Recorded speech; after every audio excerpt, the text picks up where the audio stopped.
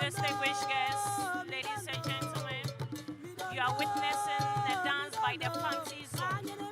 Dynamic and spirited dances, highlighting the rich history and creativity of the Fancy people.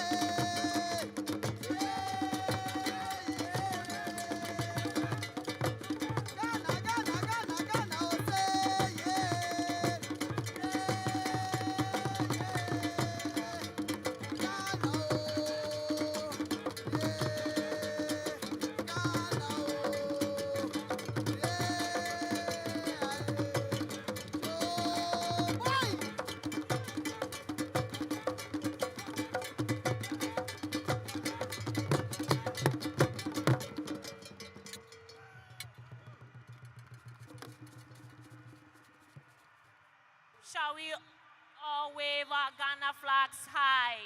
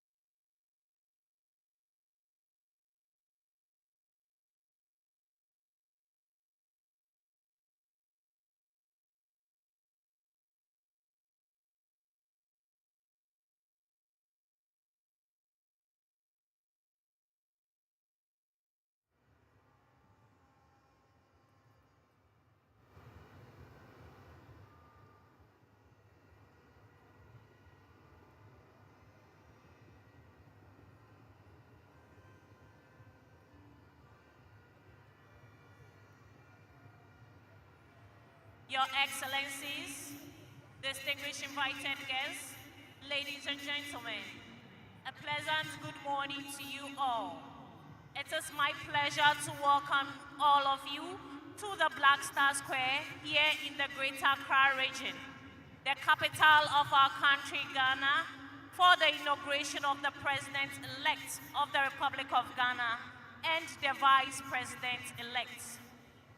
Distinguished guests, ladies and gentlemen, the Black Star Square, also known as the Independence Square, where we are currently seated, holds deep historical and symbolic meaning to Ghana's independence. Ghana's first president, Osajefo Dr. Kwame Nkrumah, commissioned the square in 1961 after Ghana's independence in 1957.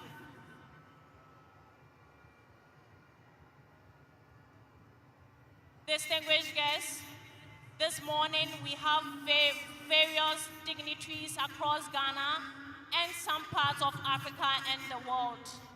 Party members, members of the diplomatic corps, traditional rulers, families and friends, and the various security services also representing. I am Squadron Leader Gabriela Lawson from the Department of Public Relations of the Ghana Armed Forces, and I'll be your master of ceremony for today's program.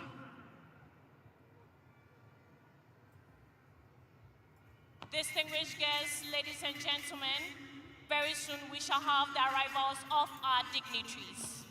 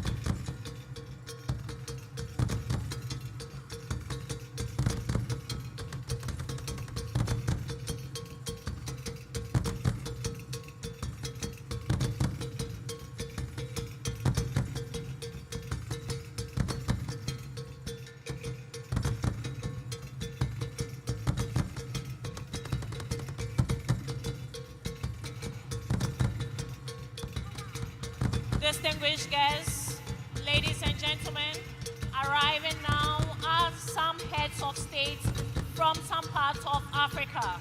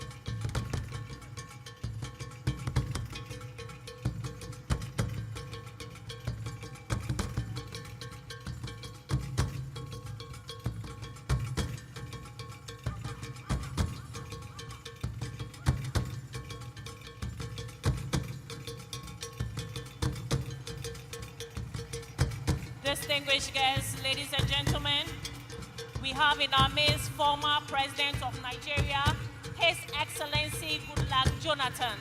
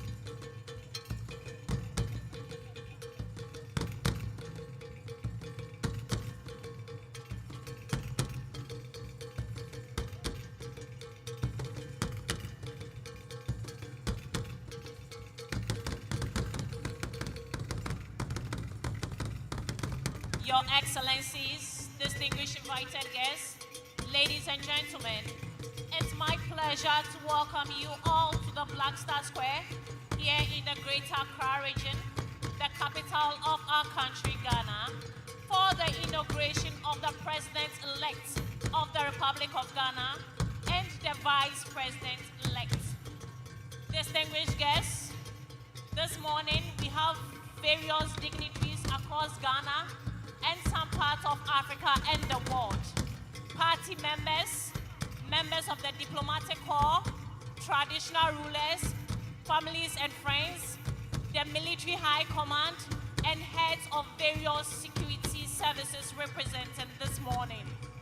I am Squadron Leader Gabriela Lawson from the Department of Public Relations of the Ghana Armed Forces, and I'll be your Master of Ceremony for today's program.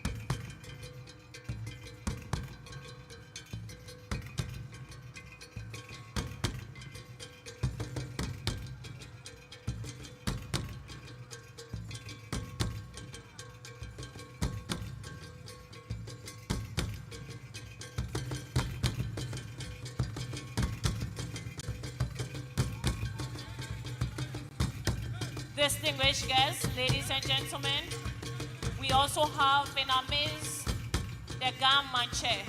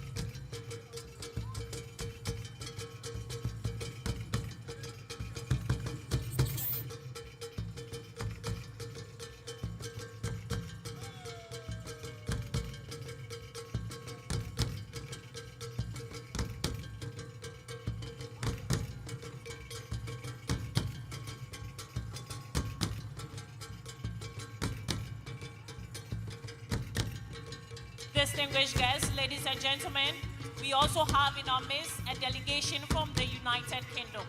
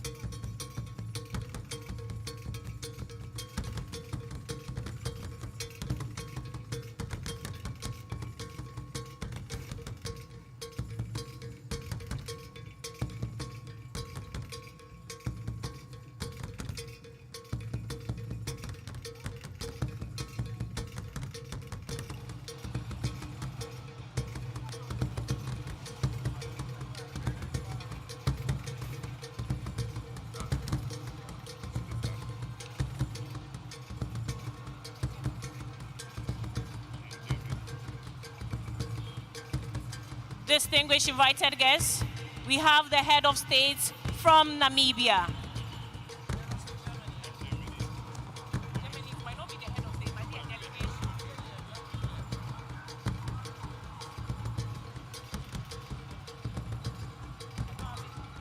We also have in our midst a delegation from Germany.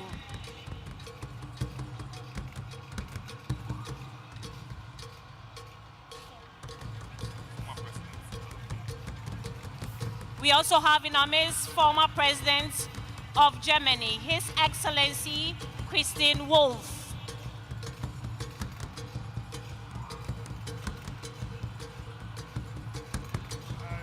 Welcome to the Blaster Square here in Accra for this live coverage of the inauguration of the President-elect John Dramani Mahama and the first Ghanaian female Vice President-elect Professor Nana Jane Opoku-Agyeman.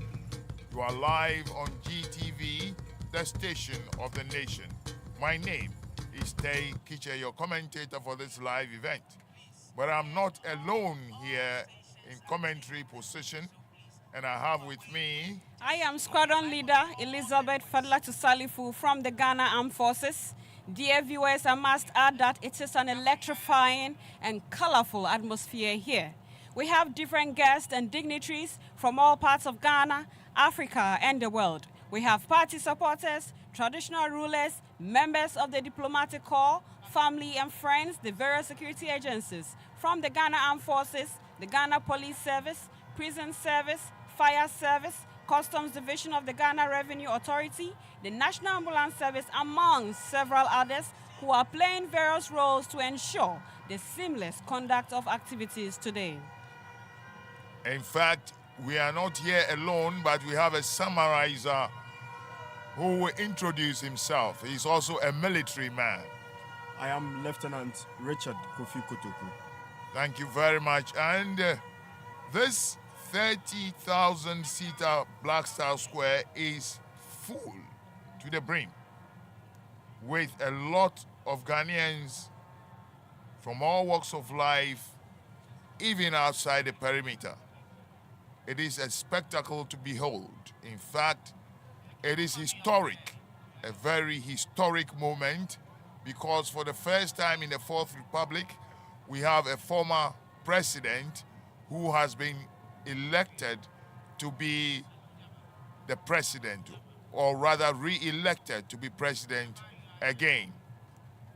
In fact, he was given an overwhelming endorsement by Ghanaian voters. Not only did he personally get that endorsement, but his party, the National Democratic Congress, was also very heavily endorsed by the Ghanaian population. This is also a very historic moment because we are witnessing, or we will be witnessing, Ghana's first female vice president, Her Excellency Nana Jane Opoku-Agyeman, who will be sworn in today. Let me add that there are several women breaking the glass ceilings in different endeavors. Just last month, the United Nations Secretary General appointed Major General Anita Asma of the Ghana Armed Forces as the first African female force commander and head of mission for the United Nations Disengagement Observer Force in Syria. Now, let me take you through who the President-elect John Dramani Mahama is. Now, John Dramani Mahama is the 6th president of the Fourth Republic of Ghana. He was also the 4th president of the Fourth Republic of Ghana, having previously occupied the high office of president between January 7, 2013 and January 6, 2017. He was born 66 years ago to Mr. E.A. Mahama and Madam Abiba Naba in Damongo in the now Savannah region of Ghana.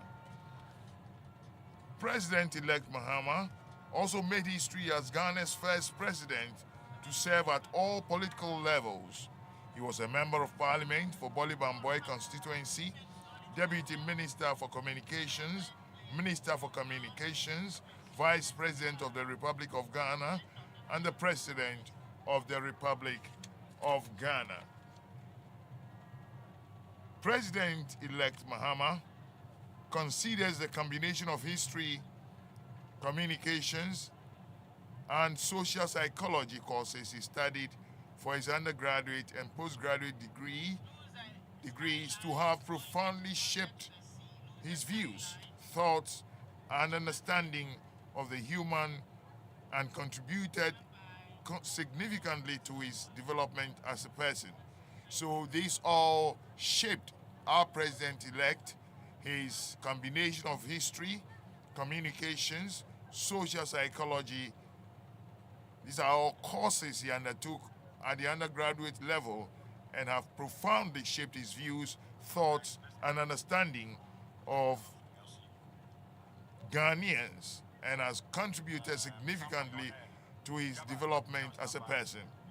Under President Mahama's first administration, Ghana witnessed massive infrastructure development across all sectors of the economy, including education, health, ports and harbors, aviation, rail, oil and gas, ICT, and many more. His vision and strategic investments in these areas solidly positioned the country as a lower middle income country for its next development phase.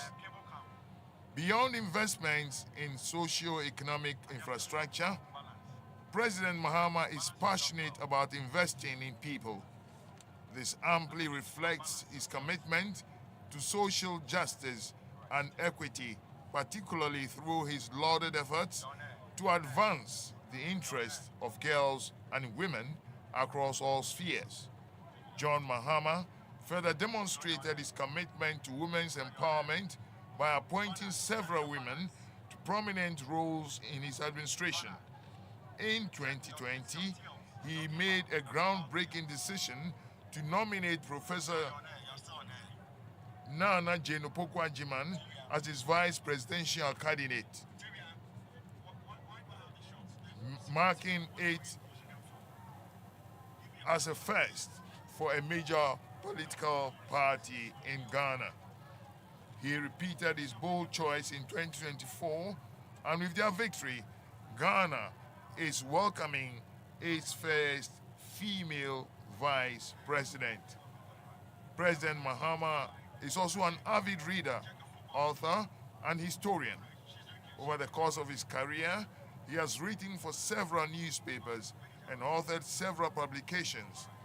He has also published a memoir, his first book titled My First Coup d'etat, and other true stories from the lost decades of Africa. President Mahama's love for reading and thirst for knowledge are complemented by his strong interest in technology and agriculture. His connection to agriculture is personal, long-standing, and is rooted in his upbringing. His father was a prominent rice farmer, educator, and minister in Dr. Kwame Nkrumah's administration. President Mahama is keen on increasing agricultural productivity and strives to motivate the younger generation to approach farming as a viable and profitable business, particularly by leveraging technology and value addition to maximize its potential. President Mahama is a former chairperson of the Economic Community of West African States, ECOWAS, a strong proponent of intra-African trade, as he is a former chairperson of the African Union's high-level African Trade Committee. He played an instrumental role in laying the foundation for the Africa Continental Free Trade Area, whose secretariat is now here in Ghana. President Mahama was also the first co-chair of the United Nations Advocacy Group on the Sustainable Development Goals and is current chair of the TANA Forum, a high-level forum on security in Africa headquartered in Ethiopia. In recognition of his sterling contributions as a leader and role model on the African continent and around the globe, John Mahama has been conferred with several honorary doctoral degrees from distinguished universities worldwide, including Ekiti State University, Ilorin University, Igbedion University in Nigeria, the University of Aberdeen in Scotland, and the Lyon Business School in France.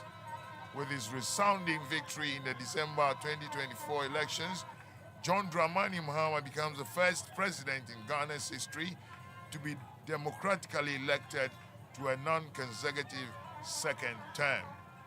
President Mahama is an exemplary family man with strong Christian values. He has been happily married to Lodina Dramani Mahama for over 32 years. Now, Squadron Leader, can you take us through who our vice presidential candidate is?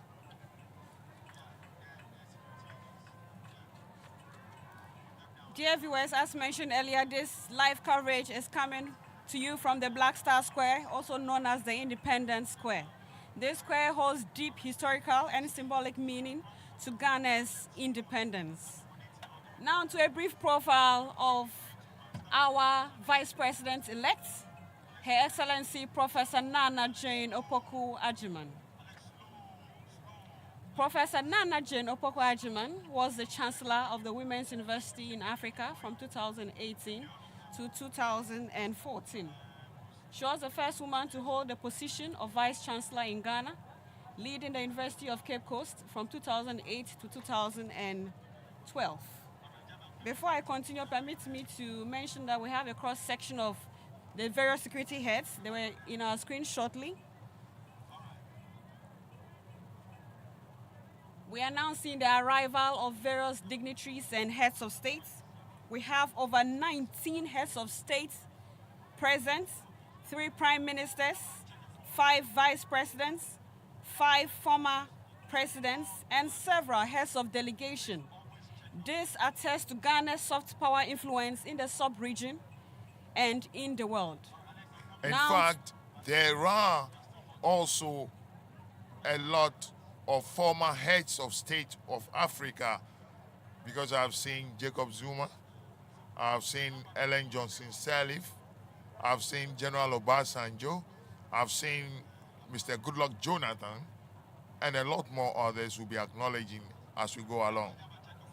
So this attests to Ghana's soft power influence in the sub-region. And just to continue with the profile of Ghana's first elected Vice President of the Republic of Ghana, Her Excellency Professor Nana Jane Opoku Agyeman. She was the immediate past president of the Forum for African Women Educationalists and chairperson of the Africa Board. She was also the Minister for Education from 2013 to 2017. She was also the head of the Department of English, Dean of the Faculty of Arts, Dean of the Board of Graduate Studies, Founding Dean of the School of Graduate Studies and Research, and Vice Chancellor at the University of Cape Coast. She is also a Fulbright scholar. Professor Opoku Agyeman holds a Bachelor of Arts in French and English, a diploma in education from the University of Cape Coast, a diploma in advanced studies in French from the University of Dakar, and a Master of Arts and PhD in literature from New York University of Toronto and Canada. Madam Vice President is the recipient of national and international awards, notably Officer of the Order of the Volta for academic distinction, the Ghana Women of Excellence Award, the education category, and she also holds Doctor of Letters, University of Cape Coast. On your screen now are the heads of the various security agencies. For the security agencies, we have in attendance the Military High Command of the Ghana Forces, the Chief of the Defense Staff, that is General Thomas Opong-Pepra, who also doubles as the President's Ceremonial ADC, the Chief of the Army Staff, Lieutenant General Bismarck Kwesi Onwana, the Chief of the Naval Staff, Vice Admiral Issa Adam Yakubu, the Chief of the Air Staff, Air Marshal Frederick Asari Kwesi Bekwin, and the Chief of Staff at the General Headquarters, Lieutenant General Joseph Prince Osewusu. May I also add that we have the heads of the security agencies. We have the Inspector General of Police, Dr. George Akufu-Dampari, who is also the President's Ceremonial ADC, the Director General of Prisons, Mr. Isaac Kofi Ejiri. the Commissioner General of the Customs Division of the Ghana Revenue Authority, Brigadier General Zibrim Ayorigo. On our screen now is the former President, His Excellency John Ajekum Kufuor. And also the presidential candidate for the New Patriotic Party in the just ended elections, Dr. Mahmoud Bawumia, is also present here with all of us, witnessing this historic event here at the Black Star Square, Accra.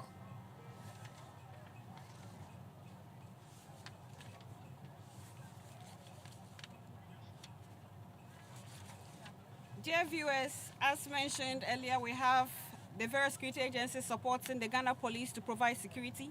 Some of the duties include crowd and traffic control. As we can see, we have a lot of people in attendance this morning. So security personnel are deployed at various locations to ensure the total safety and security of attendees. This morning, we will see personnel from the Ghana Navy who will mount a full guard of honor for the inauguration here at the Independence Square. In the course of the program, we shall hear the 21-gun salute by the Ghana Navy. The 21-gun salute is the highest level of honor in ceremonial salutes, surpassing other salutes with fewer rounds. In military ceremonies, the salute holds honors high-ranking officials, such as military leaders or heads of government. Later in the evening, we shall see fireworks display put together by the 48th Engineer Regiment at the forecourt of Parliament and Kwame Nkrumah Circle. We shall also see a full guard of honor, or should I say full guard of honor was mounted by the Ghana Air Force for the various visiting heads of state at the Kotoka International Airport. The Ghana National Ambulance Service is also here providing medical coverage. We also have the Ghana Police Band providing music for all this ceremony. All these security agencies are playing various roles to ensure the seamless conduct of activities today. I must add that we have the Ghana National Fire Service on standby for any fire incident. Dear viewers, you are watching GTV, the station of the nation, and we are bringing you the live coverage from the Black Star Square, also known as the Independence Square. Ghana's first president, Osajifo Dr. Kwame Nkrumah, commissioned the square in 1961 after Ghana gained independence in 1957. It also coincided with the visit of Queen Elizabeth II of the United Kingdom to Ghana. This square is now being used for important state ceremonies.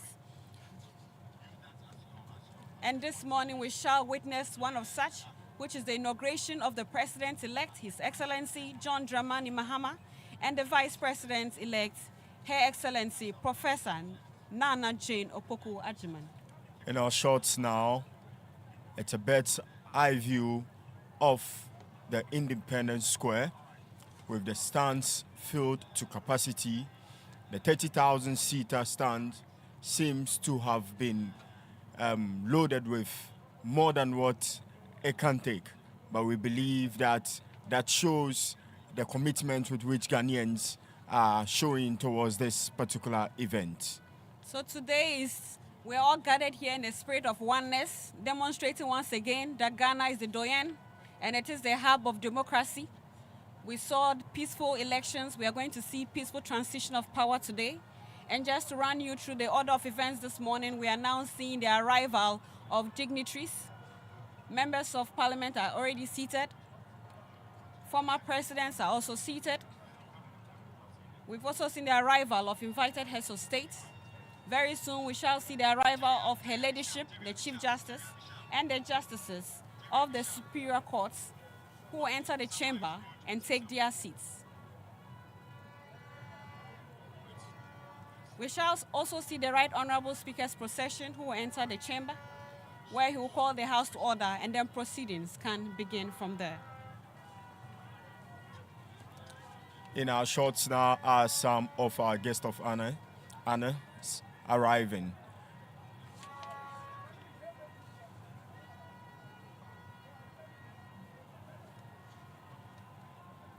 Dear viewers, you're watching once again GTV, the station of the nation, bringing you the live coverage of the inauguration of the President-elect, John Dramani Mahama, and the Vice President, Professor Nana Jane Opoku Ajiman.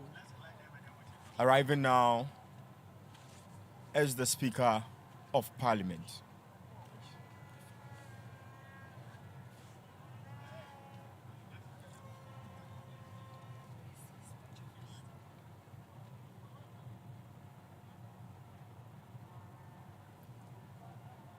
Dear viewers, as mentioned, we have over 19 heads of state.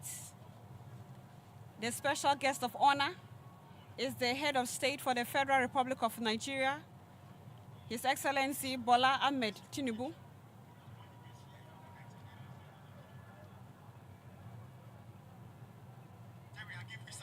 We also have the head of state for Liberia, His Excellency Joseph Numa Boakai.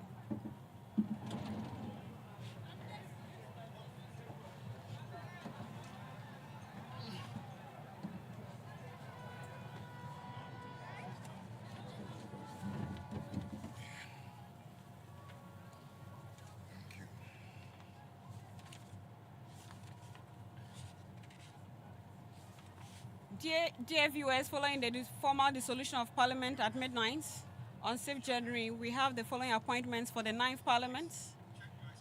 Once again on our screen are the heads of the various security agencies, the service commanders, and the heads of the various security services from the police as well.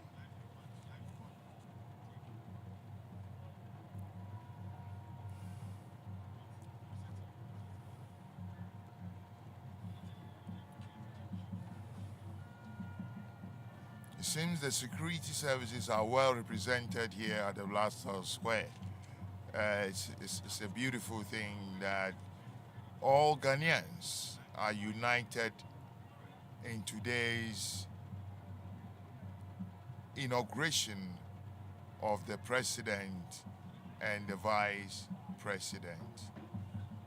It's indeed a joyous occasion, and you can see from the faces of people here at the Blaster Square how much they cherish what is going to take place today.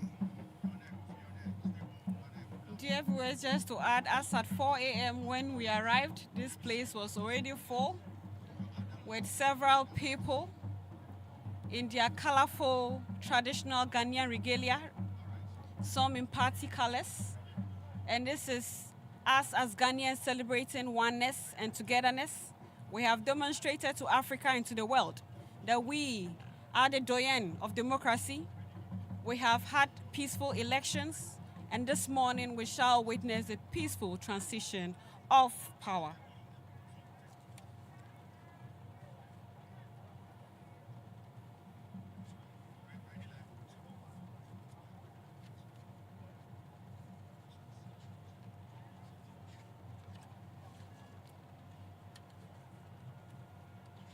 Dear viewers, following the formal dissolution of Parliament at midnight on 6th January, we have the following appointments for the 9th Parliament, who were inaugurated this morning. And for the Speaker of Parliament, we have the Right Honorable Alban Kingsford Sumana Bagwin.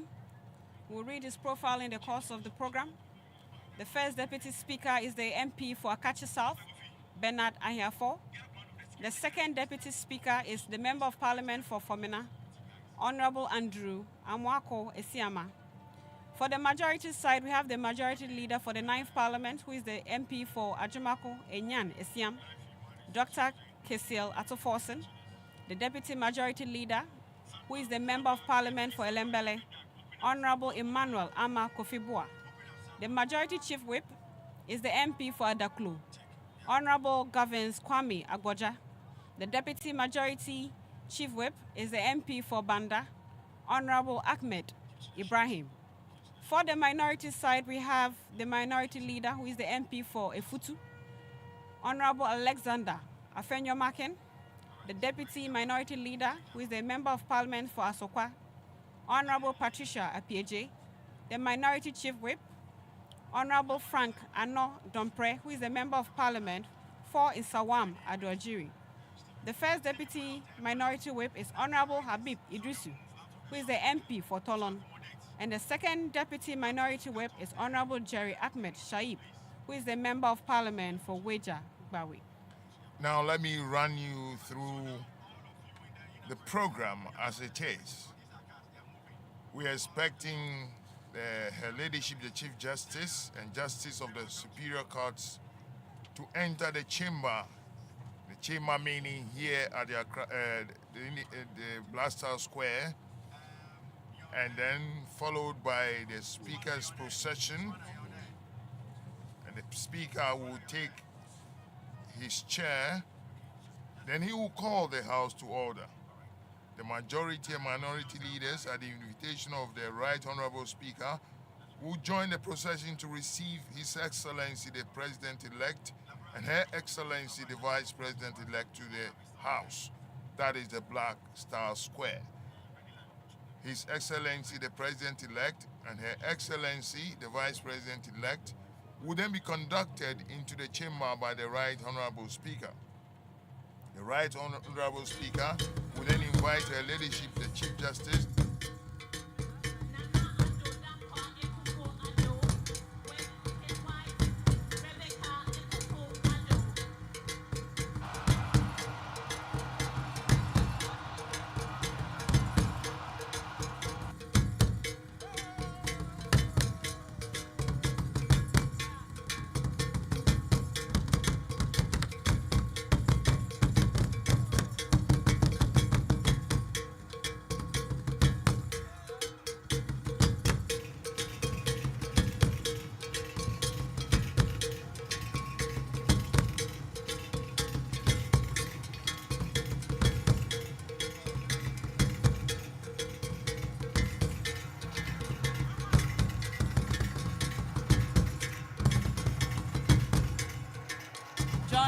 Mahama and the Vice President-elect, Professor Nana Jane Opoku Adjumani. We are seeing more arrivals of our dignitaries. We just saw the arrival of the outgoing First Lady, the lovely wife of His Excellency, the outgoing President.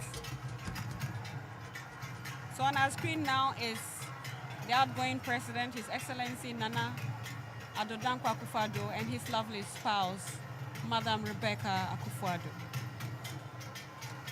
You are live on GTV, the station of the nation, and we are telecasting this event live across all the regions in Ghana. And I believe you can also listen to our radio commentaries on all the regional FM stations of the Ghana Broadcasting Corporation. We still remain the pace setters.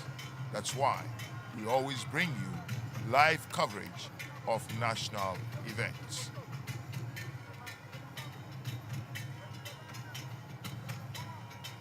So we still have more arrivals. Distinguished guests, we also have in our midst Head of State of the Democratic Republic of Congo, His Excellency Felix Tshisekedi. You are most welcome, sir. I'll witness the arrival of the Right Honorable Speaker and the Chief Justice.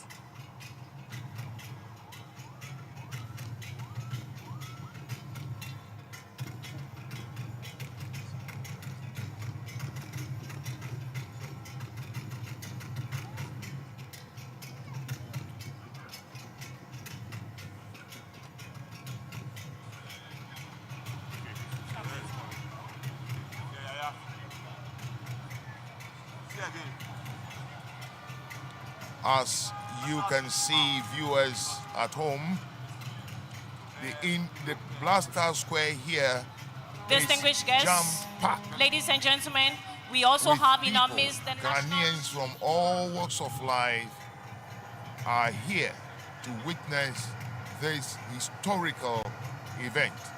And I call it a historical event for so many reasons. One of which is that a former president has been re-elected to serve just one term. We also have our first ever female vice president. Now arriving is the Chief Imam, Sheikh Osman Sharabutu, one of the spiritual pillars of our country, especially when it comes to Islam.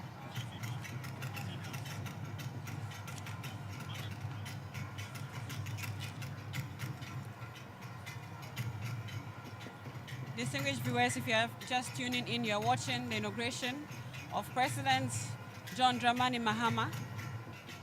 And permit me to add that in the course of the program, we shall see the President's official ADC in the person of Lieutenant Colonel Abdul Wahab Issa. Let me also use this opportunity to dispel the misconception of who an ADC is. The ADC is not a bodyguard. The role of an ADC is very prestigious and demands exceptional discipline, discretion, organizational skills, and loyalty, as he is directly responsible for facilitating the President's effectiveness in office. The President's ADC has a unique role in ensuring the smooth execution of the President's daily activities. These include accompanying the President during official engagements and ceremonies. He also acts as the President's primary personal assistant, managing schedules and ensuring the President's time is optimized. He is someone with great organizational skills. He collaborates with security teams to ensure the President's safety, also coordinates transportation, accommodation, and other logistical needs for the President's travel. He also manages sensitive information with discretion and professionalism, and he acts as a trusted confidant to the President in various matters. The ADC is also a link between the President and other government officials and relays instructions from the President to the relevant stakeholders or teams. He also ensures adherence to official protocol during events, both domestically and internationally. He is also responsible for supervising ceremonial arrangements and ensuring they are aligned with the dignity of the office. He can also offer counsel on matters related to military or security issues, given his military background. So the ADC has a lot to do. He is someone who is prestigious with exceptional discipline, discretion, and organizational skills. And today, for the very first time, we shall see our President-elect and his official ADC. Now, does that mean that the Vice President will also have an ADC? Can you explain that for us? The Vice President will also have an ADC, and the Vice President's ADC is from the Ghana Police Service. As mentioned, these senior officers are carefully selected. They are selected based on a number of qualities. And as I mentioned, the person should be someone with great organizational skills, who is loyal, who is disciplined, who has discretion, because they are responsible for accompanying the President during his official engagements and ceremonies. They primarily act as the personal assistants, managing schedules and ensuring the President's time is optimized. Now, on the program, I have seen a 21-gun salute. What does that signify? So this morning, personnel from the Ghana Navy will mount a full guard of honor for the inauguration here at the Independence Square. And during the guard of honor, we shall hear the 21-gun salute. The 21-gun salute is the highest level of honor in ceremonial salutes. It surpasses all other salutes with fewer rounds. This ceremonial honor holds great symbolic significance. Its purpose varies and depends on the context, but is generally associated with respect, tribute, and recognition. It is a gesture that is accorded to sovereign leaders, and as such, the President, King, or Queen. And in military ceremonies, the salute honors high-ranking officials, such as military leaders and heads of government. It is also performed during funerals for high-ranking officers, presidents, or other notable figures. I have seen the top hierarchy of the National Democratic Congress. At least I have seen Mr. Fifi Kwete.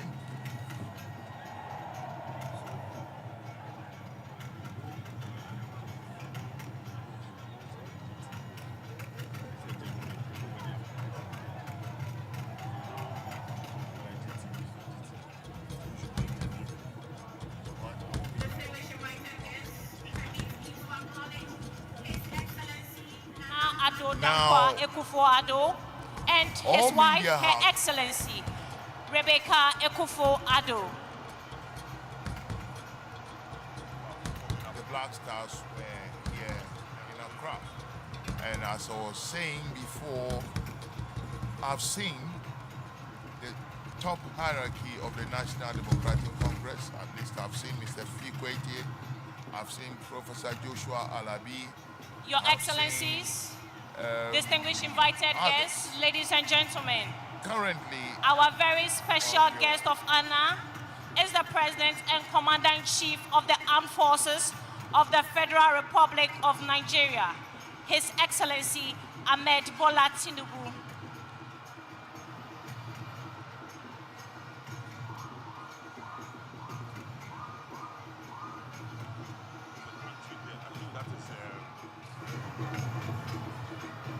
That's Senegal.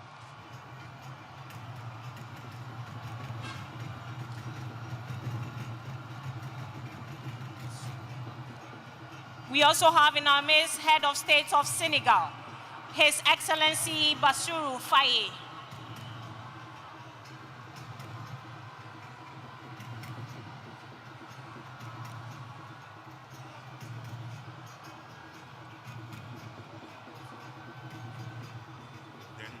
General Zim Ayorowo. We also have the Director of National Investigations, Beru, Nana Atobra Kweku, the Chief Officer, Mr. Julius Kumwo, and the Controller General of the Ghana Immigration Service, Mr. Kwame Isua. For the security agencies, we have in attendance the Military High Command of the Ghana Armed Forces. That is the Chief of the Defense Staff, General Thomas Opompepra, who is the President's Ceremonial ADC, the Chief of the Army Staff, Lieutenant General Bismarck Kwe Omona, the Chief of the Naval Staff, Vice Admiral Issa Yakubu, Your the Chief of the Air Excellencies, Staff, Air distinguished Marshal Fred- invited guests, shortly we'll see the procession of the judges of the Superior Court of Ghana joining in.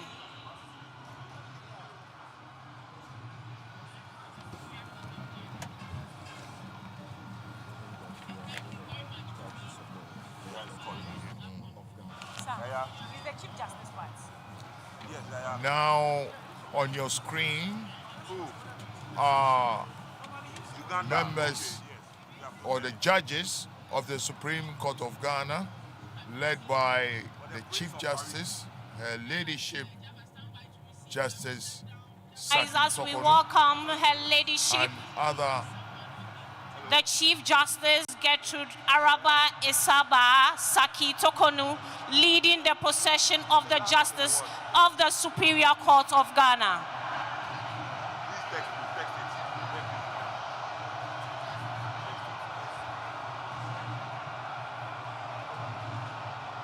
and be with them as they administer their various oaths to all of us Of something.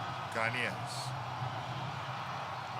Dear viewers, let me just add that Her Ladyship Justice Gertrude Araba Isaba Saki Tokonu was sworn into office as the 15th Chief Justice of Ghana by His Excellency Nana Addo Dankwa Akufo-Addo as mandated by the 1992 Constitution on Monday, 12 June 2023. By her appointment, Justice Tokonu became the third female Chief Justice of Ghana after Justice Georgina Theodora Wood, who served from 2007 to 2017, and Justice Sophia Kufu, who served from 2017 to 2020. As the head of the judiciary and the Judicial Service of Ghana, she took over from His Lordship Justice Enim Yeboah, who retired on 24th May 2023 as required by the law. As mentioned earlier, she'll be playing a very important role today to see to the successful transition of power. We are still live from the Black Star Square here in Accra, and you're watching us on various networks across the country. This feed is also being picked live by other sister broadcasting networks television networks, I must say. And as you can see, some members of the diplomatic corps. I can see a Catholic, or a clergyman.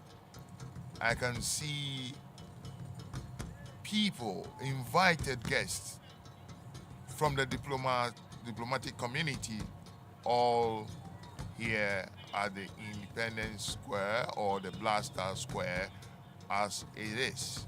We have over 19 heads of state gracing this occasion. We have 3 prime ministers, we have 5 former presidents, and we have 5 vice presidents. We have various heads of delegation from Africa and across the world, all here with us to celebrate this peaceful transition of power. This once again demonstrates Ghana's influence, Ghana's soft power influence across Africa and the world. In fact, their presence here is a testimony to the success of our democratic experiment. Other countries in Africa never had it the way we have. There have been chaos, there have been fights, there have been protests across some countries in Africa. We thank God that our transition has been relatively peaceful. And this is not the first time we are transiting power from one political party or government to another, from the governing party to the opposition party. We had the first one in 2001. We had another one in 2009. Then we had another one in 2017. And then today we are having another one. Now, let me run you through the history of the Fourth Republic. Flight Lieutenant Jerry Rawlings took us Ghanaians as our head of state or president from the 7th January 1993 to 7th January 2001. He was distinguished guests, the ladies and president gentlemen. of Ghana. We also have in our midst head of state of Kenya, His Excellency William Ruto.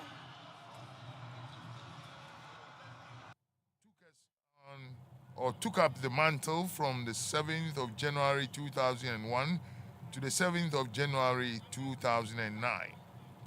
Then Professor John Atta Mills also took up the mantle from the 7th of January 2009, and he died in office 3 years later. In fact, it was 3 years, 199 days.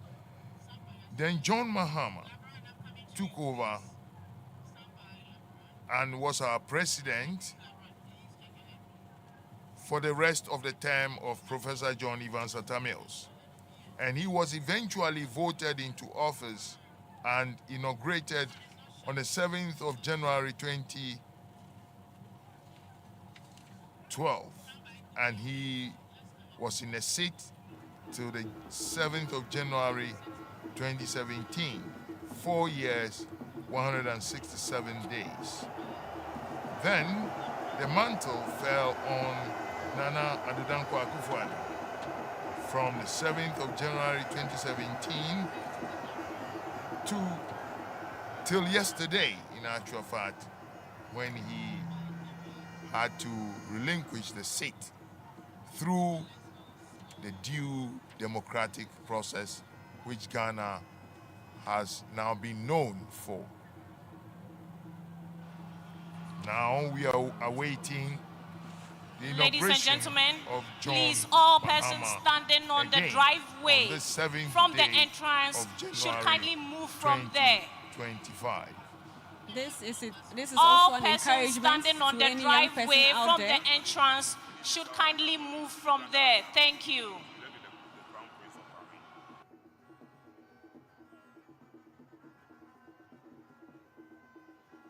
Never give up. We should always continue to fight and keep trying till we meet our goal. Distinguished viewers, our very special guest of honor is the President and Commander-in-Chief of the Armed Forces of the Federal Republic of Nigeria, His Excellency Ahmed Bola Tinubu. He is also the chairperson of the Economic Community of West African States, and he is gracing us with his presence today.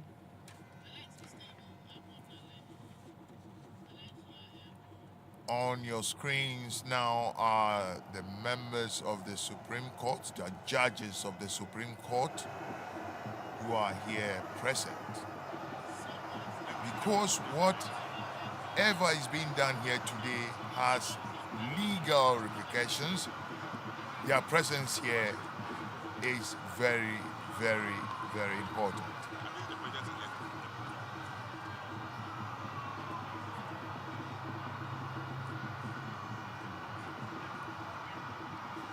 So we are seeing the arrival of more dignitaries.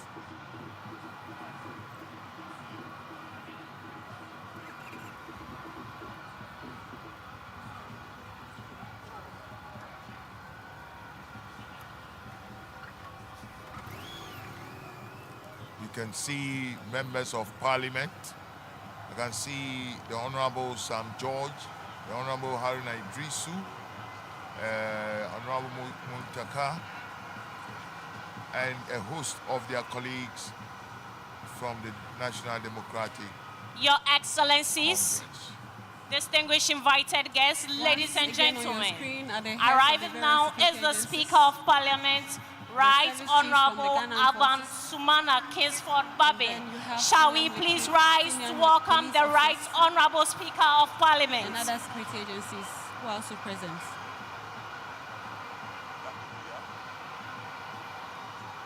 All is now set for the arrival of the Speaker of Parliament, the Right Honorable Alban Sumana Kingsford Babin.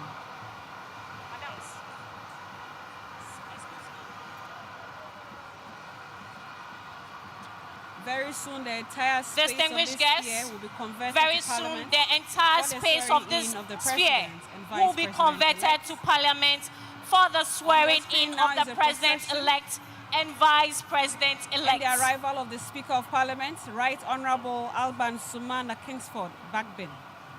He will very soon call this place to order, and this place will be converted to Parliament for the swearing-in of the President and Vice President-elect. You know, yesterday I learned from the speaker that his name is Sumana. You know, and sometimes we in the media mispronounce the names of people a lot. And I think we must have our game Please by be seated. taking the advice or on how to mention names. from Shortly, our we will be people. We all joined have by the various President-elect people in and our Vice various President-elect media houses of the from Republic different of parts Ghana, and they So will if be you come received across by a the name Speaker of Parliament. you've not met before. It's just Indeed, we will all try to get the pronunciations of our names right, but we must also acknowledge that we all come from different backgrounds, different religion and ethnic backgrounds, and this can sometimes affect the pronunciation. But as courtesy demands, it is something that we all must learn to pronounce names from the north, from the east, from the west, regardless. So we have a lot of ecstatic people in the crowds and in the stands, party supporters, family and friends in traditional Distinguished guests, regalia, ladies some and in party gentlemen, colours.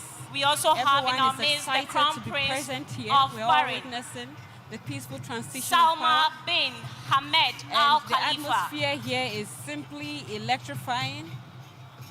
There's so much noise in the stadium, and it's all in joy and it's all in celebration of this historic moment in the history of Ghana.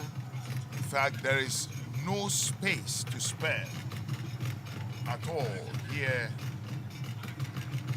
at the Blaster Square. Yes, I can see Honorable Kofi Totobi Kwachi, Honorable Seth Tekwe, These are all stalwarts of the NDC, and they are here present to witness this historic occasion. Very shortly, we will be joined by the President-elect and the Vice President-elect, who will be received by the Speaker of Parliament, after which parliamentary proceedings will commence. In our screen, we can see some other arrivals.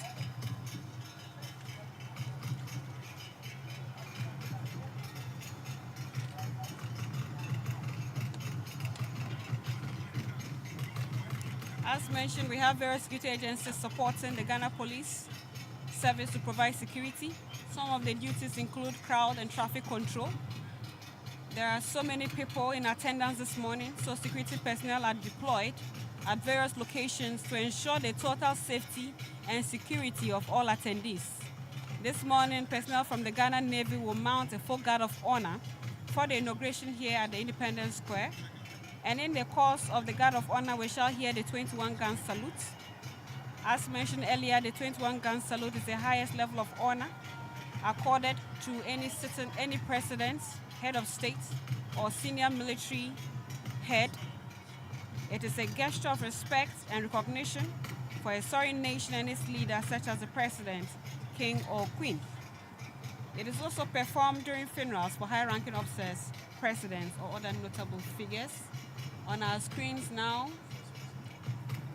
is the outgoing president, His Excellency Nana Addo Dankwa Akufo-Addo, and his lovely spouse, Madam Rebecca Akufo-Addo, former President John Ajekum Kufuor, the outgoing Vice President, His Excellency Alhaji Mahmoud Bawumia, and his lovely spouse, Madam Samira Bawumia.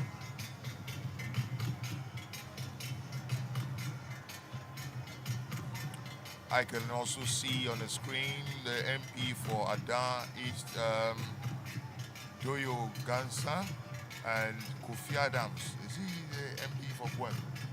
I should think so. You don't have.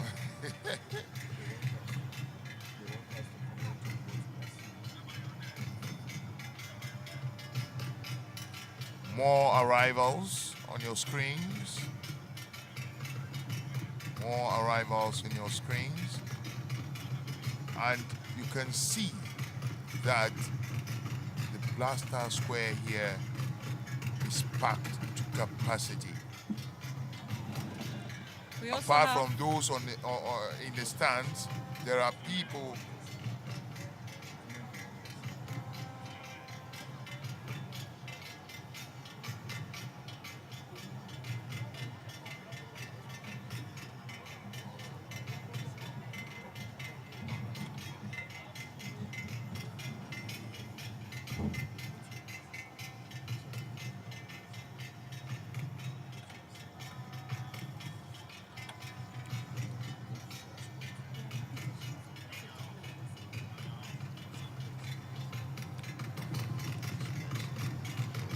Dear viewers, we are seeing more arrivals of dignitaries.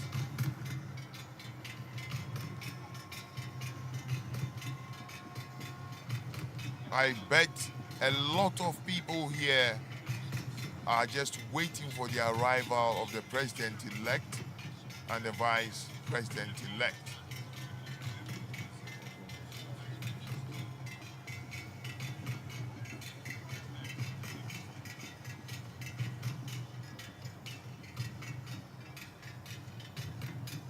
This seems to be the arrival of the head of state of Sierra Leone,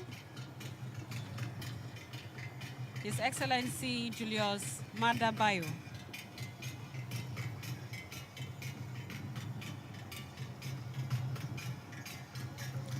We have how many heads of states here? 19, I think. 19 heads of states, 5 former presidents, 3 prime ministers, and 5 ministers, with several delegations from across Africa and the whole world. I hear there's a U.S. delegation too in town to witness this historic event. Exactly. The United States President, His Excellency Joe Biden, has sent a high-powered delegation to witness this event as well. We can't count out the party supporters who are also here in their On numbers. your screen now is the minority leader Mr. Afenyo Marking, Honorable Afenyo Marking, and Valerie Sawyer. Dr. Valerie Sawyer is also there, and Dr. Kwabena Dufo, I can see in the background behind them. And we have the Archbishop as well, Archbishop Duncan Williams. He's also present. Here is Mr. Jacob Zuma, former president of South Africa too. As mentioned, the audiences are from wide and vast, from Africa, from the world, within Ghana. It's just massive. The attendance is massive. And it's just wonderful to behold this historic moment.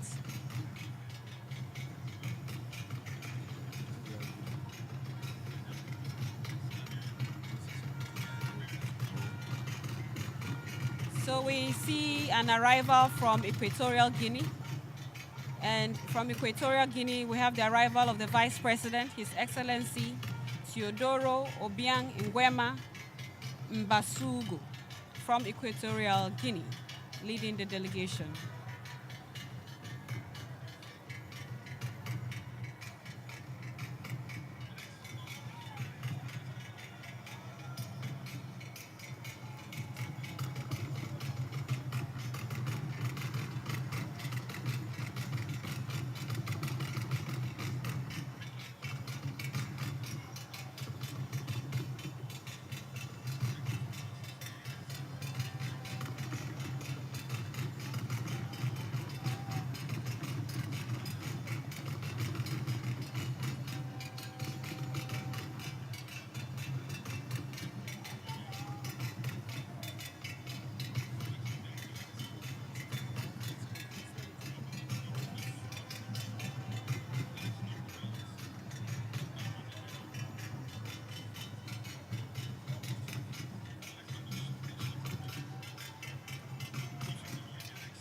We have just seen the arrival of the Vice President from Equatorial Guinea, His Excellency Teodoro Obiang Nguema Mbasugu.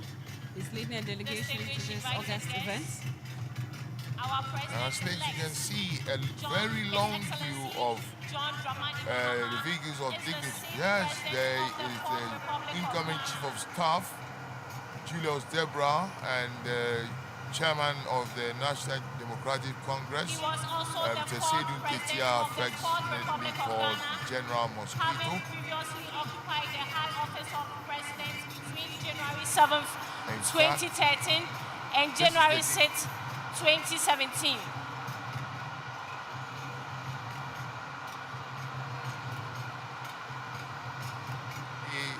And on your that is screen, a born Rwandan 66 years president. ago, is the Rwandan President, His Mr. Paul Excellency Mahama Paul and Kagame. Madam Then Abiba. this is Number when I say historic, I really mean it.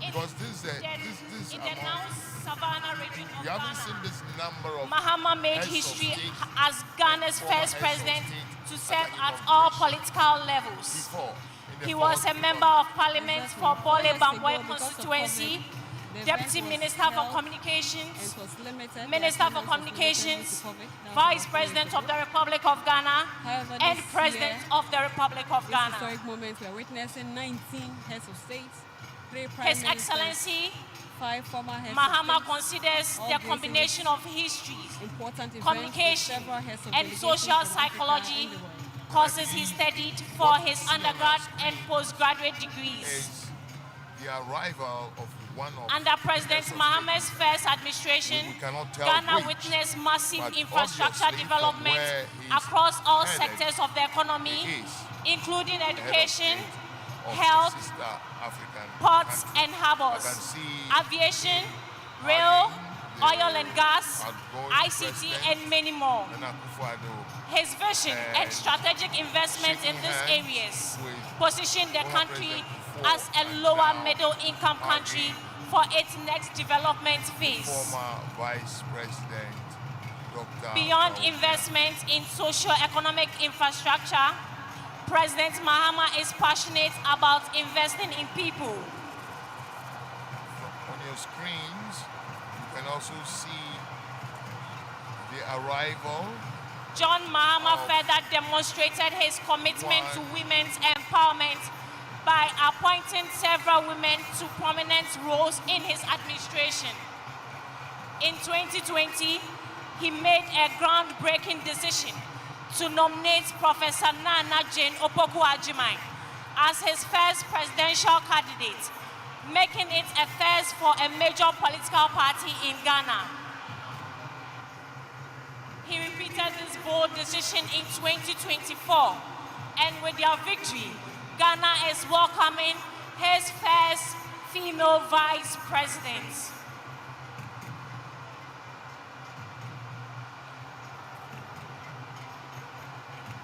His Excellency John Mahama is an avid reader, author, and historian. Over the course of his career, he has written for several newspapers and authored several publications. He has also published a memoir, his first book titled My First Coup d'Etat, and other true stories from the lost decades of Africa. President Mahama's love for reading and taste for knowledge are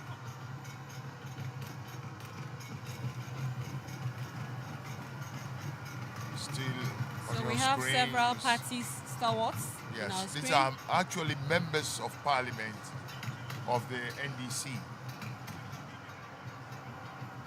Members of parliament of the NDC mostly are those you find on your screens currently.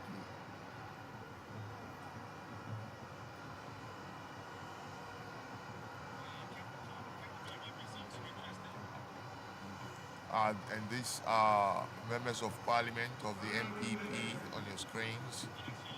As more and more dignitaries arrive at the Blaster Square here to witness the May I now inauguration of call the House to order and invite the majority and the minority leaders to assist me receive Her Excellency, the Vice President-elect of the Republic of Ghana, together with His Excellency, the President-elect of the Republic of Ghana. Honorable majority and minority leaders may proceed now.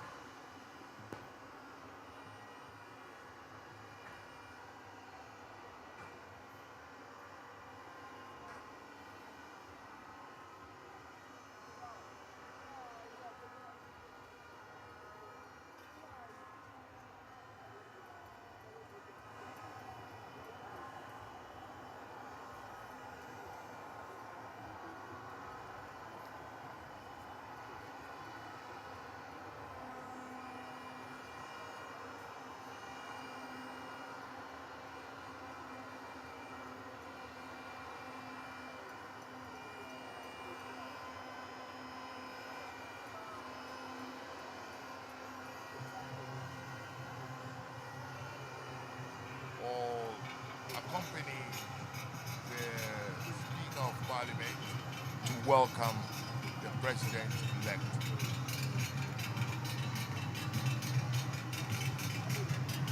The first arrival will be the Vice President-elect, then followed by the President-elect.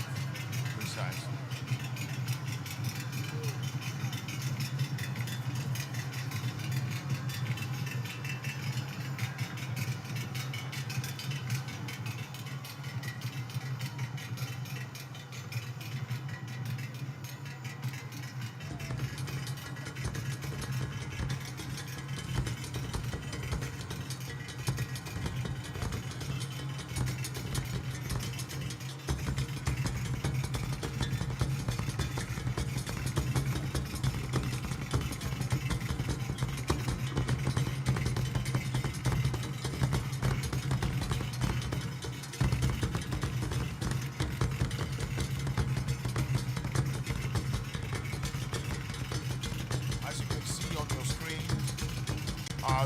giant phantom from drums.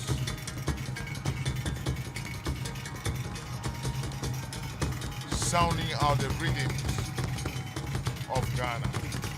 And now we have on our screens the police mounted squadron escorting, I believe, the vice president-elect to the grounds. The crowd is ecstatic. The noise here is deafening, but it is all for happiness and for joy. We are witnessing a momentous occasion. Ghana having its first female vice president.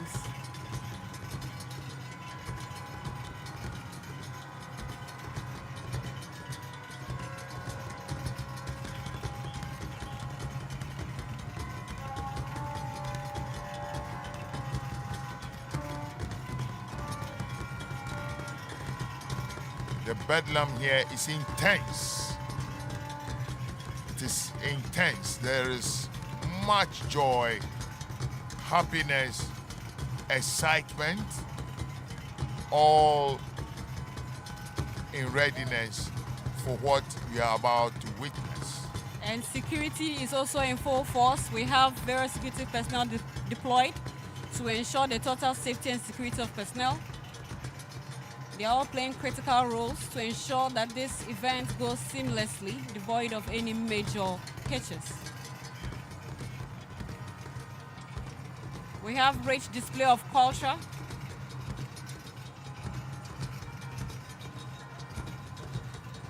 I believe that is... And that is DSP Mary Agamba. She's in charge of the police mounted squadron. Invited guests leading arriving now detachment. is the president-elect And I think they are... of the Republic of Ghana, His Excellency John Dramani Mahama. Shall we all wave our flags to welcome him?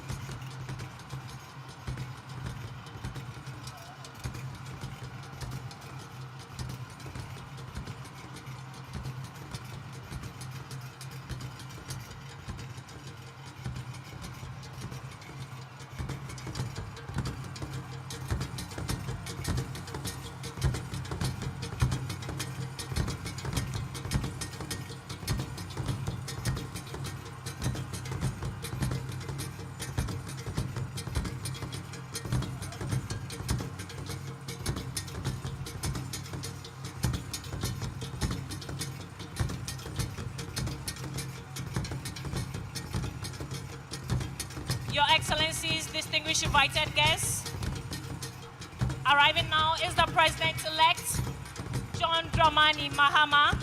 He is accompanied by his spouse, soon-to-be First Lady, Her Excellency Lordina Dramani Mahama. Shall we all wave our flags to welcome him?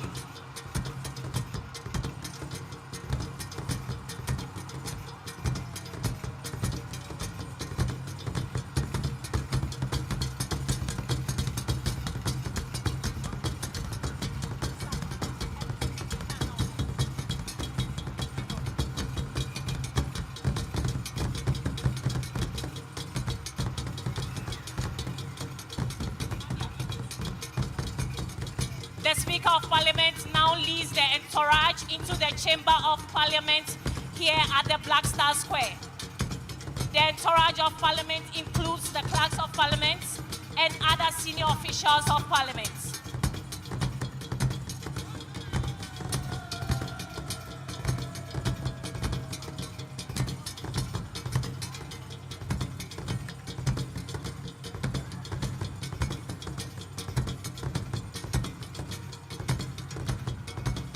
As I mentioned earlier, we will soon enter the Chamber of Parliament, and so the Speaker of Parliament will shortly take over. Shall we please rise as they process into the chamber?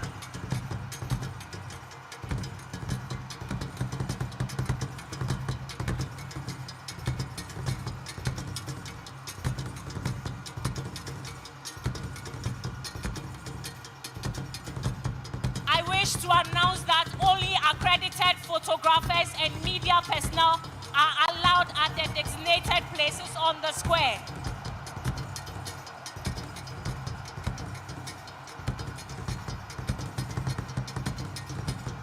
Please, if you are not authorized to be on the square, kindly move back.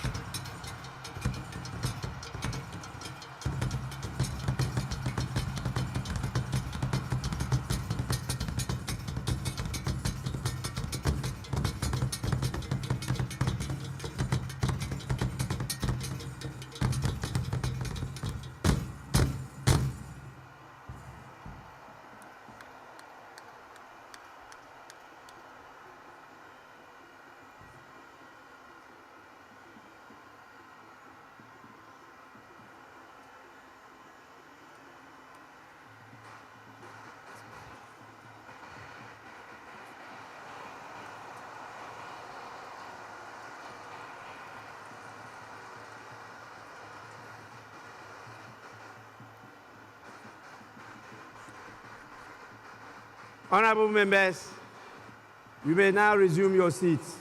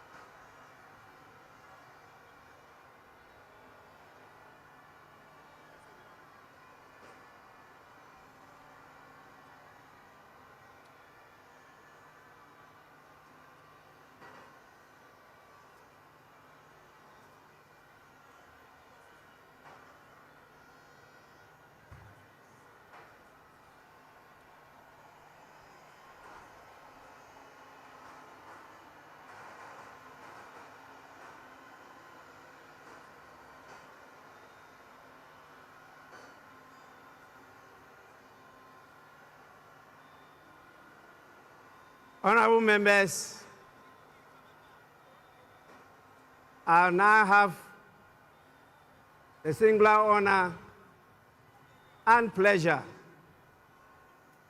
to invite Her Ladyship, the Chief Justice of the Republic of Ghana, to administer the oaths to the President-elect and the Vice President-elect. We will start with the Vice President-elect, who will take and subscribe to the oath of allegiance and the oath of the Vice President.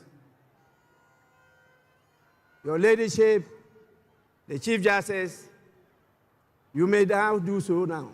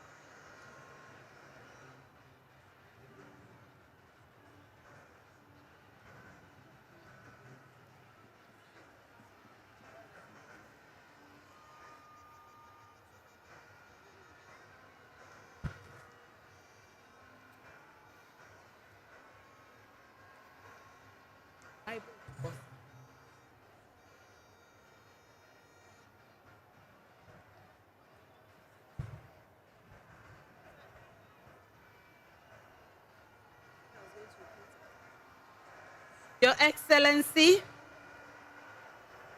first the oath of allegiance. Kindly say after me.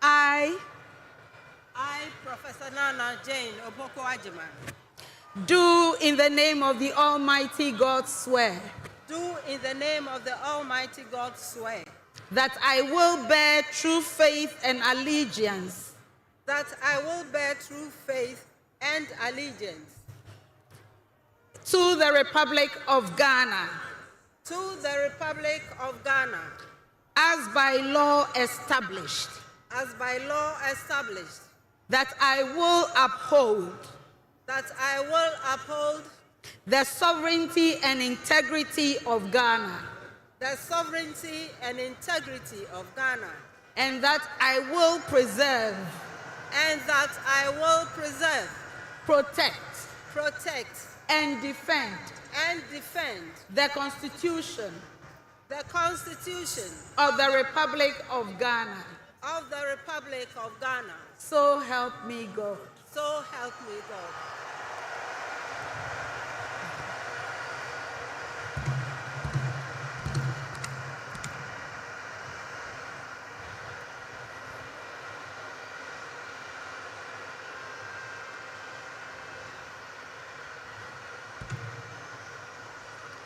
Your Excellency, now the oath of the Vice President. I, Professor Nana Jane Opoku Ajiman,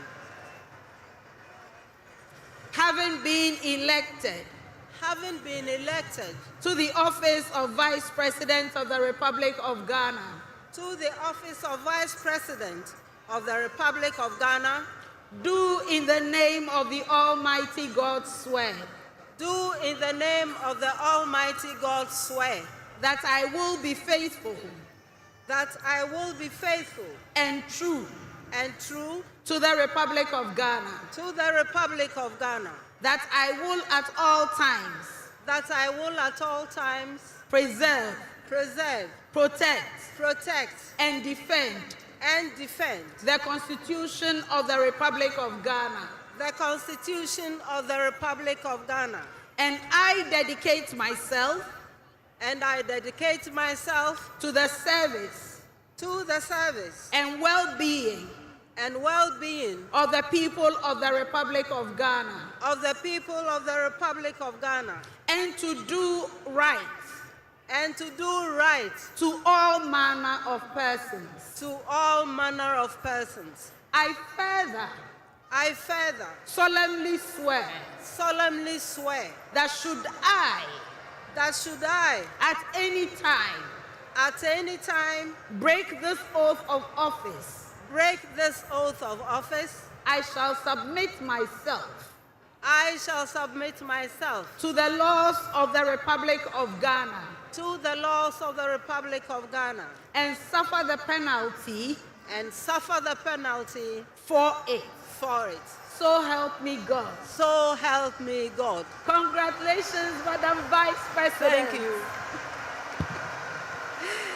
Lift pure. Maybe.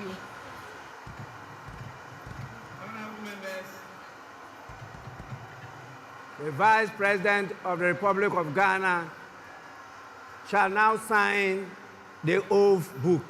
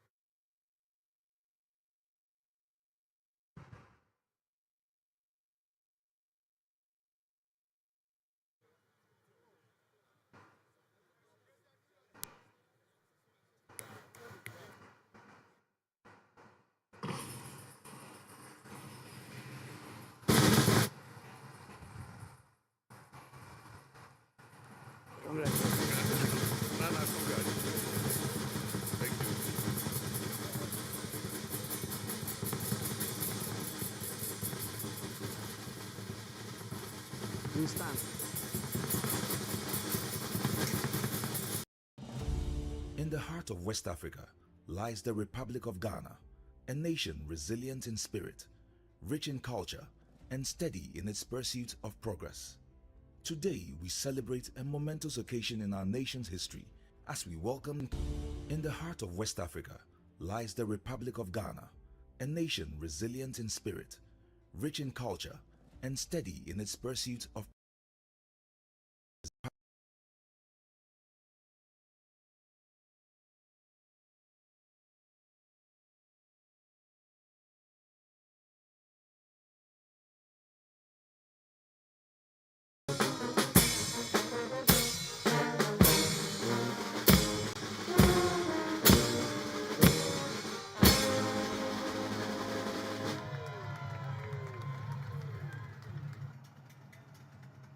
resilient in spirit, rich in culture, and steady in its pursuit of progress. Today, we celebrate a momentous occasion in our nation's history as we welcome the newly elected President, His Excellency, John Dramani Mahama.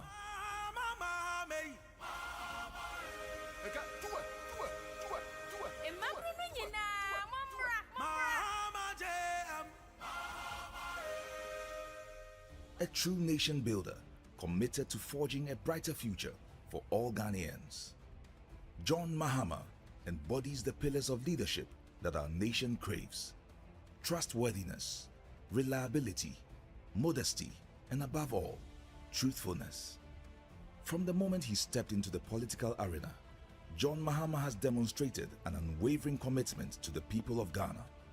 His approachable demeanor, paired with his genuine concern for the needs of the Ghanaian, has earned him their trust.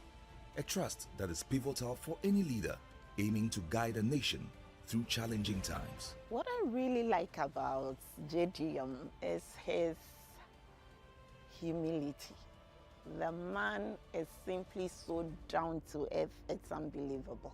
He's so humble, it's unbelievable. I really like that about him. John Mahama osuro nyame, odo nyame, osuro nyame, openi pasem, okita kumapa. Mihu ne se mihu mi nuabema. Oye obi nso a onyiyi nipam. Wo ye akwala o, wo ye opani o, wo ye pepeni o, wo ye twini o, wo ye bebia o, tribe bia o fi bia John Mahama pe wase. On ka se we nye twini, we nye we ni. John Mahama nse nipam.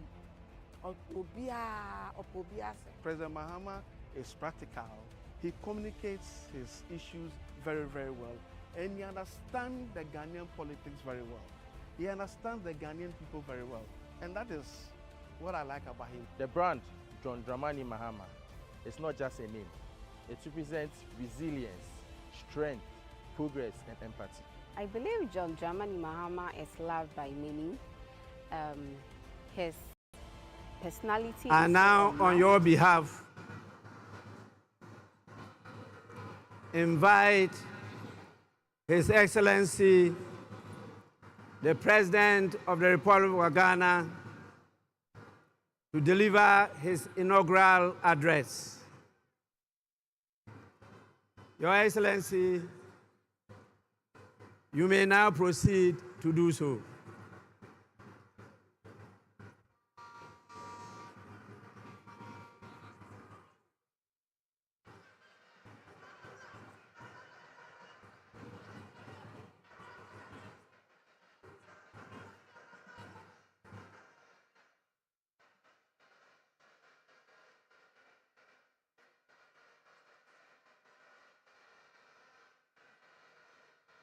Hold it.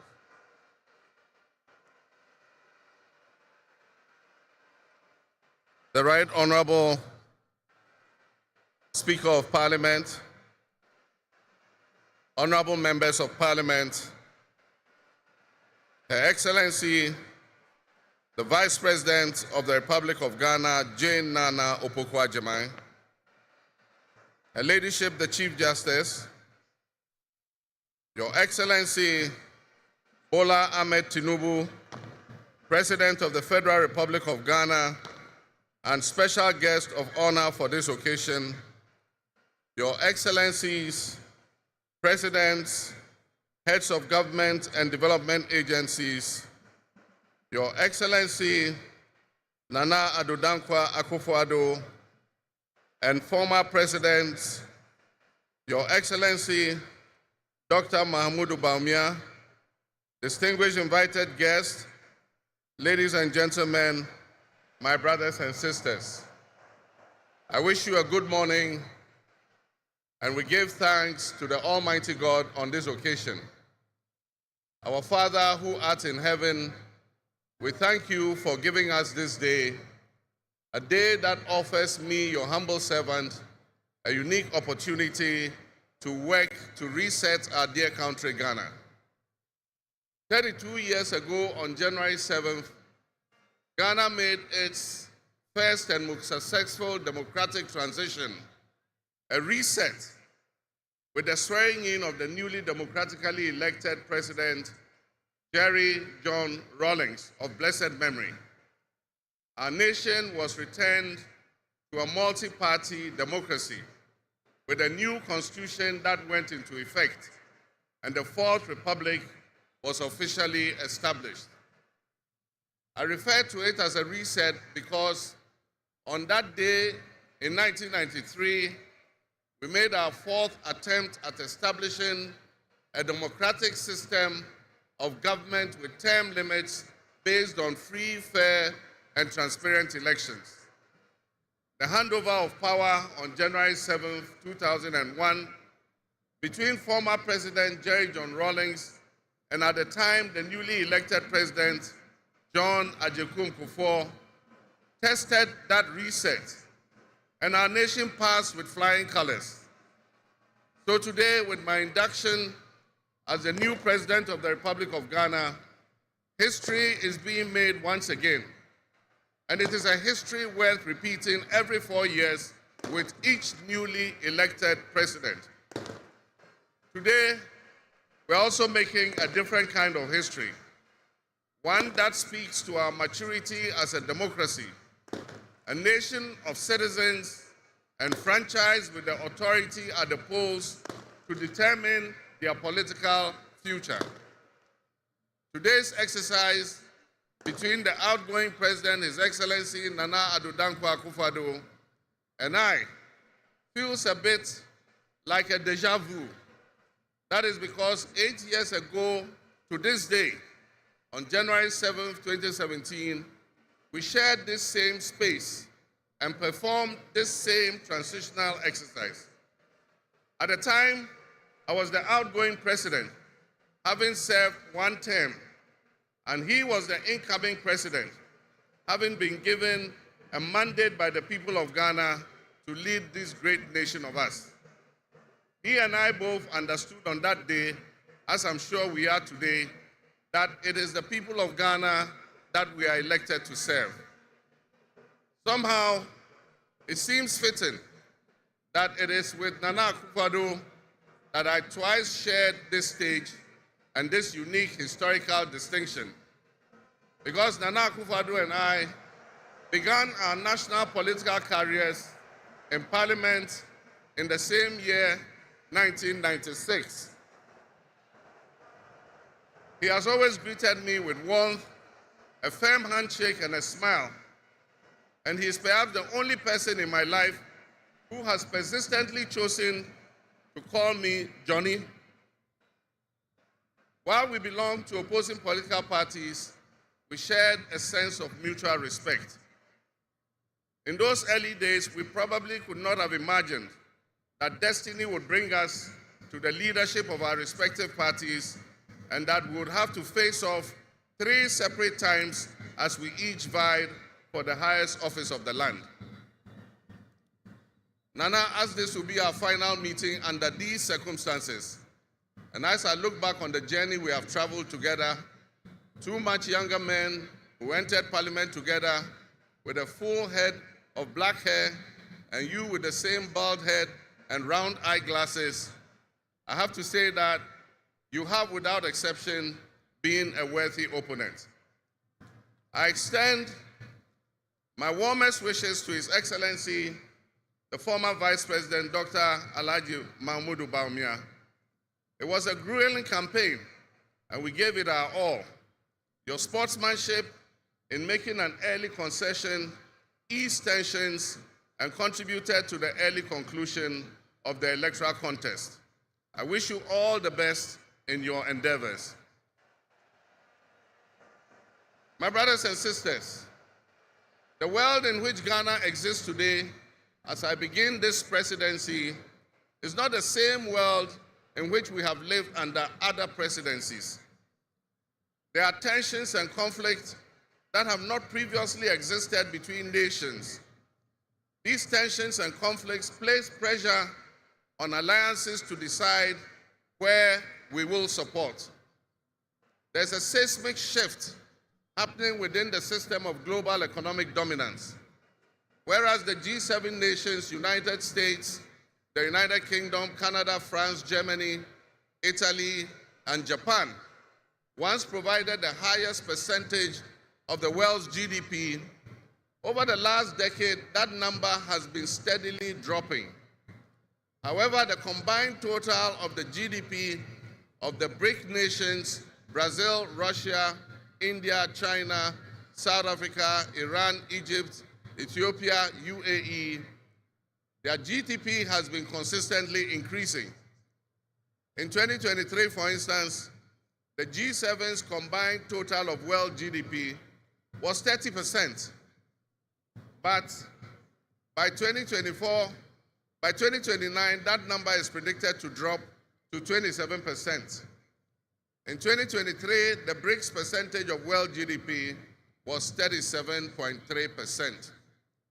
And so what does this mean to us in Ghana? What could it mean to our economy? Where do we fit in this geopolitical maelstrom? Technology such as artificial intelligence has taken us to new heights, opening up the potential for national, financial, and personal security issues that we are not yet able to imagine. One example is the use of misinformation and algorithm manipulations on social media platforms to sway a particular group's sentiments towards or away from something. Now more than ever before, we need to strengthen our ties with our neighbors to ensure that we're working together to keep our sub-region safe. We stand in solidarity and work in alliance with all our neighbors in the sub-region. Recognizing the history of our borders, we also acknowledge that on the other side of our country's borders are our family members. They may be Ivorians, they may be Togolese, they may be Burkinabes, they may be Nigerians or Malians, but they are also Akans, they are Kasinas, they are Guans, they are Ewes, they are Nzemes, they are Hauses, they are Moshis and Gurmes, because we are all part of one another, one big family.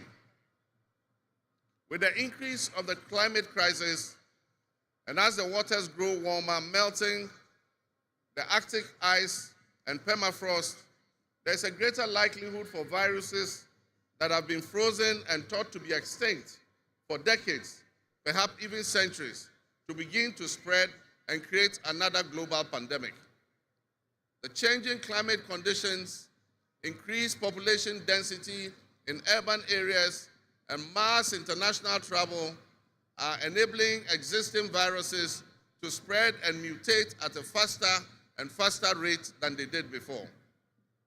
This is a serious challenge. Let us not forget the toll that the past epidemics of viruses like Ebola, COVID, and Mpox have taken on the families and communities and medical infrastructure in several of our neighboring countries and in the sub-region. Let us also not forget how swiftly and completely the COVID pandemic brought the entire world to a screeching halt.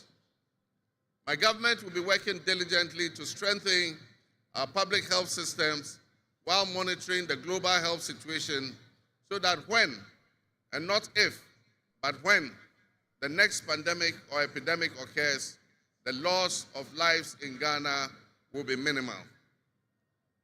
The larger world exists around us and to some extent within us.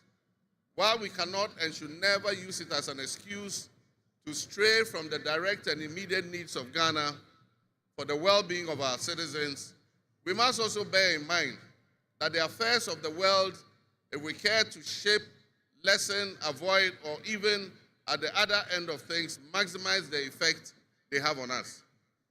My brothers and sisters, barely a month ago, we held historic elections that have caused dramatic shifts in our political landscape.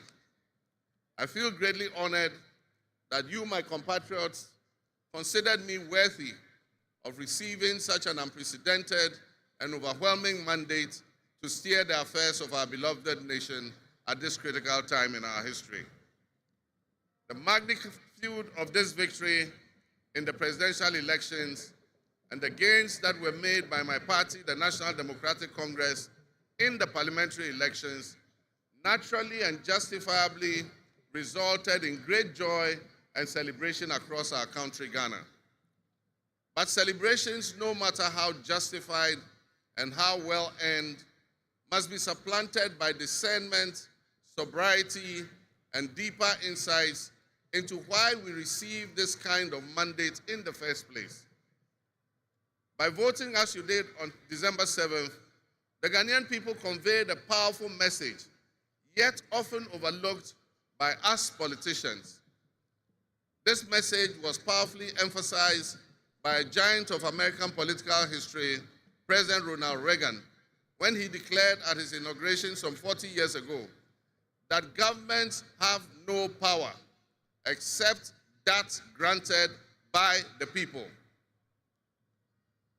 While Ghanaians take great pride in our thriving democracy, they are deeply dissatisfied with the quality of governance over the years and have openly voiced that dissatisfaction through the decisive actions that they undertake at the elections.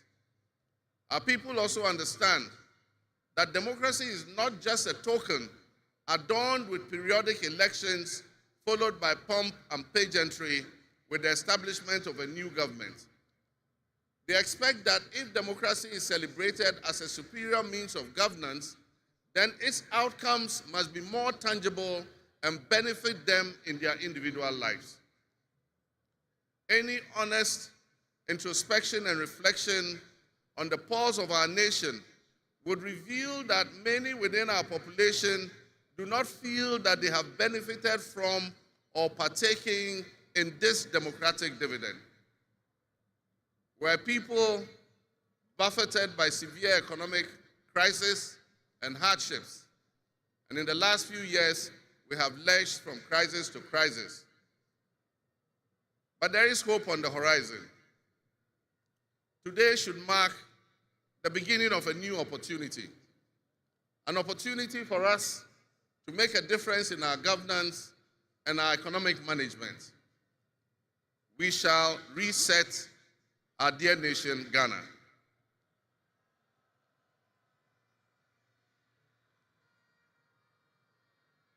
To the millions of my fellow countrymen and women who joined long queues and waited in the sun for their turn to vote for me, you have my sincerest thanks for honoring me.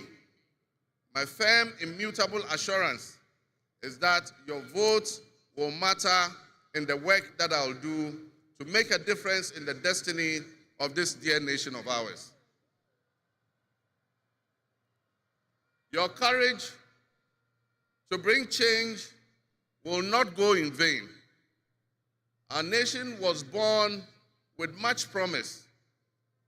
That promise would seem hazy and in doubt now because of all that has happened in the past. But I urge you, my fellow countrymen, not to be sucked into a state of perpetual pessimism. For some time, our country has urgently needed leadership with an unwavering desire to get things done. I, with all humility, assent that I intend to be that leader with your cooperation and your help.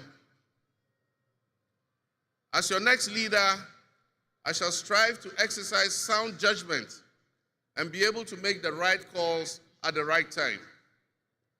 I will have the humility and presence of mind to take responsibility for any challenges and be willing to act firmly and timeously to resolve the challenges that we face as a nation.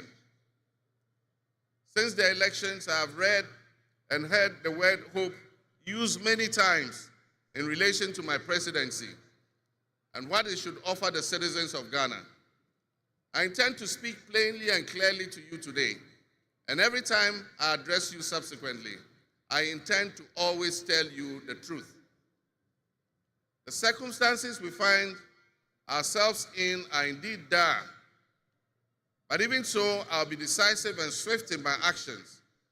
We'll focus our initial efforts on 4 critical areas. The first is economic restoration and stabilization of the macroeconomic environment. The second is the improvement of the business and investment environment to ensure that Ghana is once again open for business. The third is governance and constitutional reforms. And the final, but not the least, is accountability and the fight against corruption.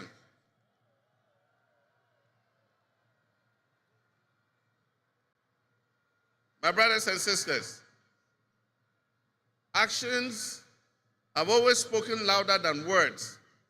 With that in mind, I have entered into a covenant with you, the good people of Ghana, in which I have enumerated 26 actions that I'll take within my first 120 days. There is reason for hope, and there is every reason for hope. But we must also have faith, because faith empowers us to trust the things that will happen. With faith, you believe what you know, and that is why we need faith to be able to achieve our reset. We need a reset with the faith we have in our country and our leadership. We need a reset with the faith we have in our institutions. We need a reset with our faith in our dear nation, Ghana. And by that, I mean in all of us, because all of us are Ghana. You are Ghana, and I am Ghana.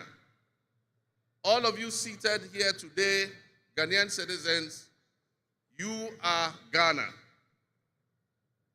The people who you are with or near you as you watch this on television, in your homes, or listen on radio, or follow on social media are what we call Ghana.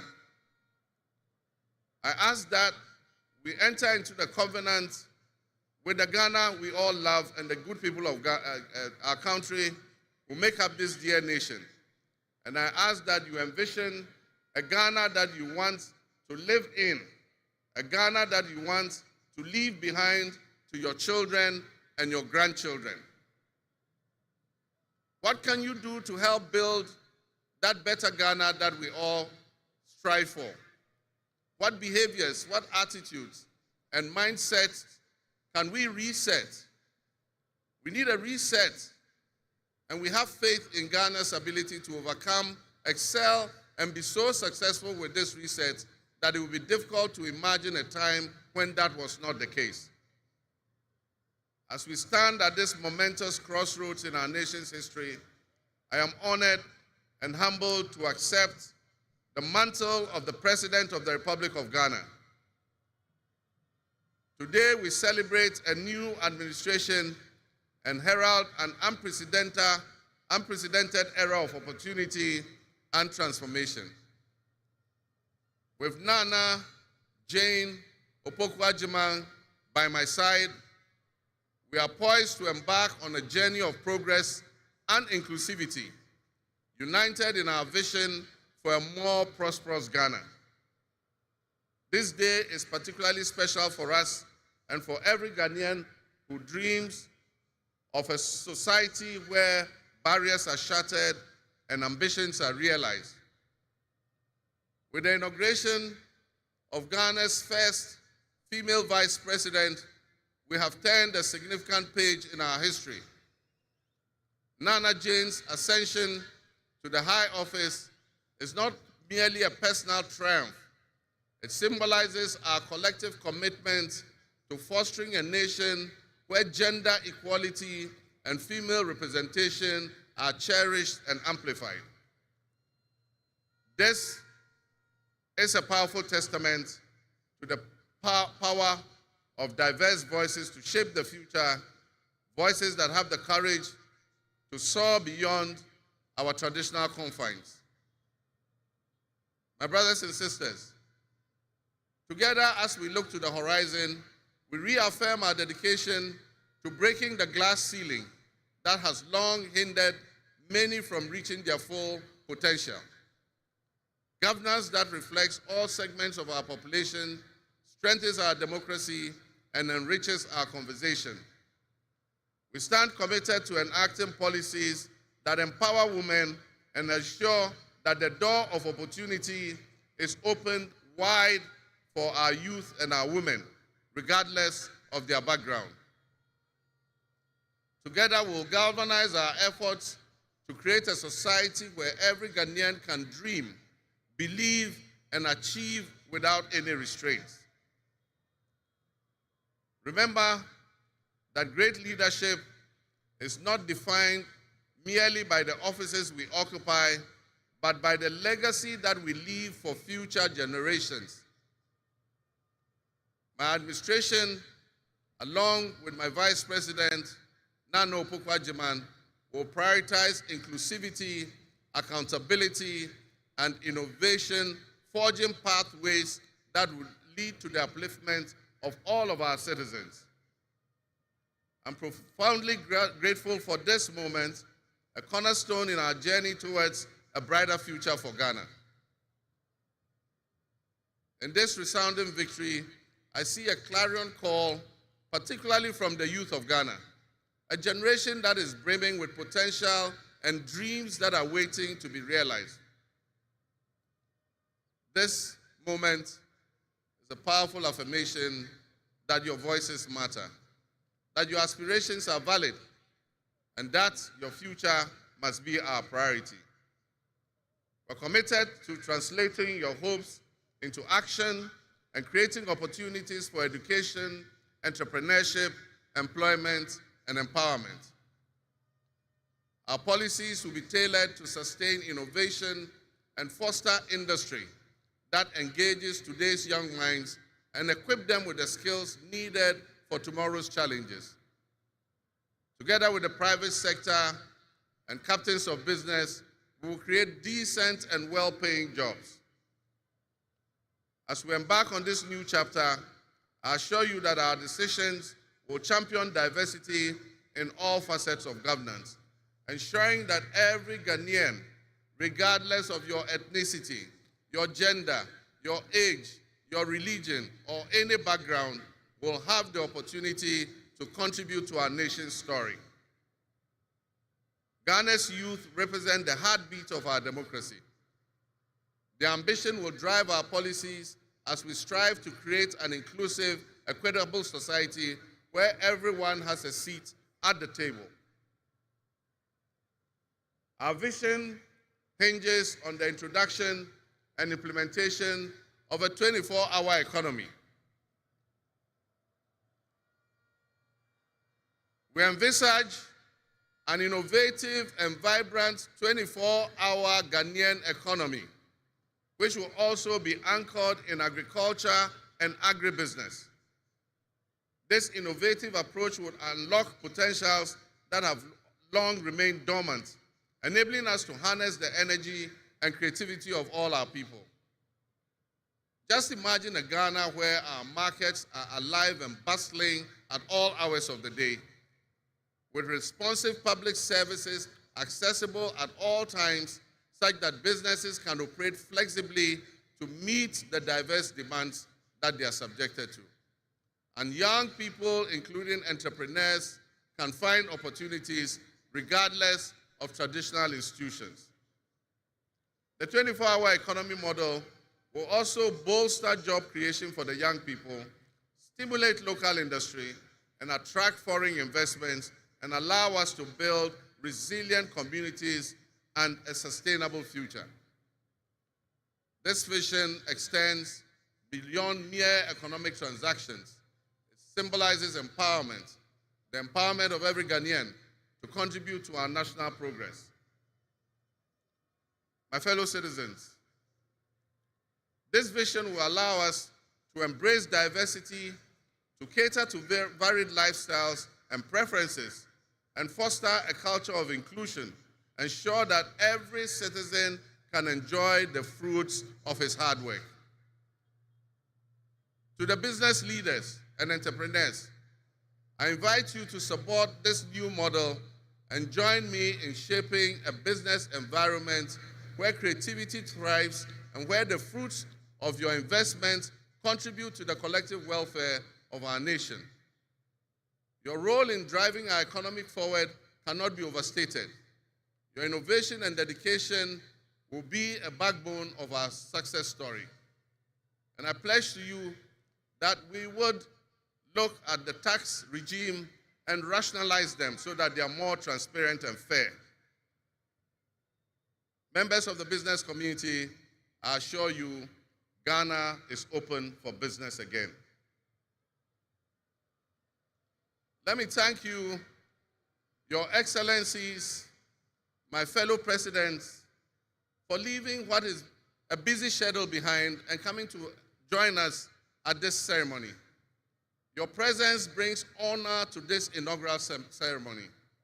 And I want to extend my heartfelt thanks to all of you and to our sister countries who have traveled from near and far to be with us today.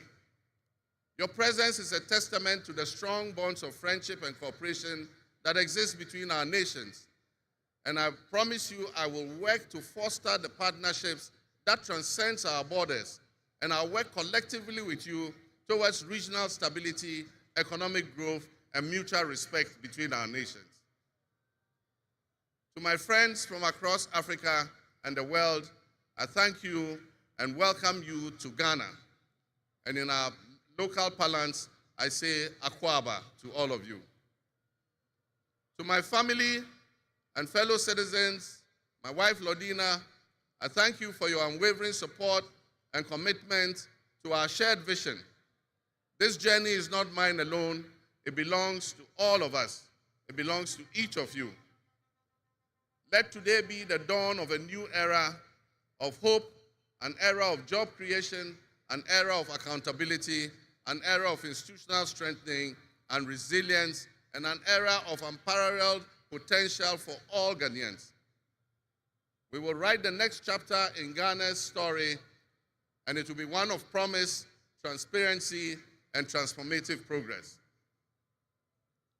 My fellow citizens, this is a patriotic call to action for all of us to participate in building a nation that lives up to its promise, where hope thrives and dreams become a reality. Together, let us cultivate a brighter future for our beloved Ghana, where unity, progress, and equality are not just ideals we aspire to, but are the very fabric of our nation. In closing, I invite you to partner with us on this journey. Together, we can create a brighter future for our beloved Ghana, where unity, progress, and equality are not simply goals we are aiming for, but are the cornerstone of our society. Let's work hand in hand to foster these values and strengthen our nation for everyone. My fellow citizens, our invited guests, I thank you very much. May God bless our homeland Ghana and make our nation great and strong. I thank you.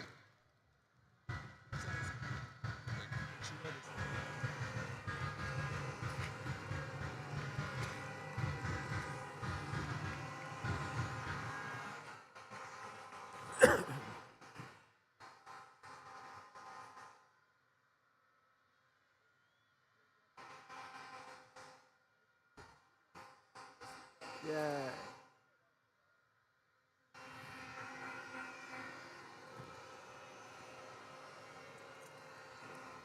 Honorable members, on your behalf, I convey the gratitude of the House to His Excellency, the President of the Republic of Ghana, for his address. Your Excellency, the House is extremely grateful to you.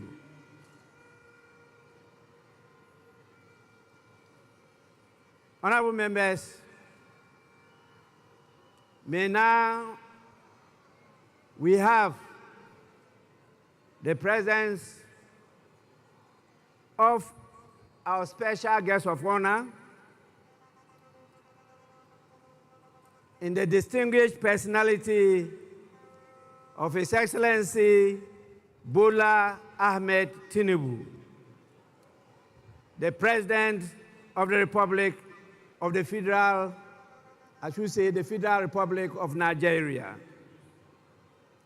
It is my honor to now invite him to deliver his address. Your Excellency, you are welcome to do so now.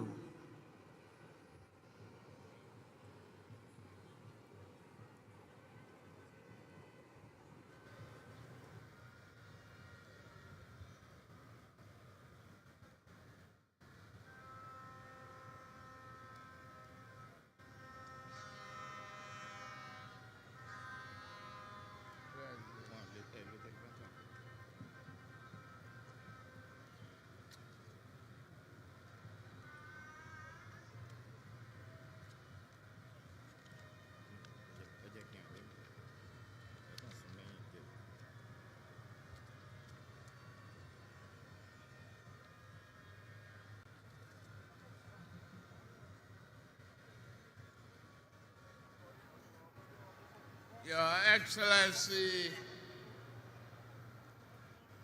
President of the Republic of Ghana, Head of State and Government here present,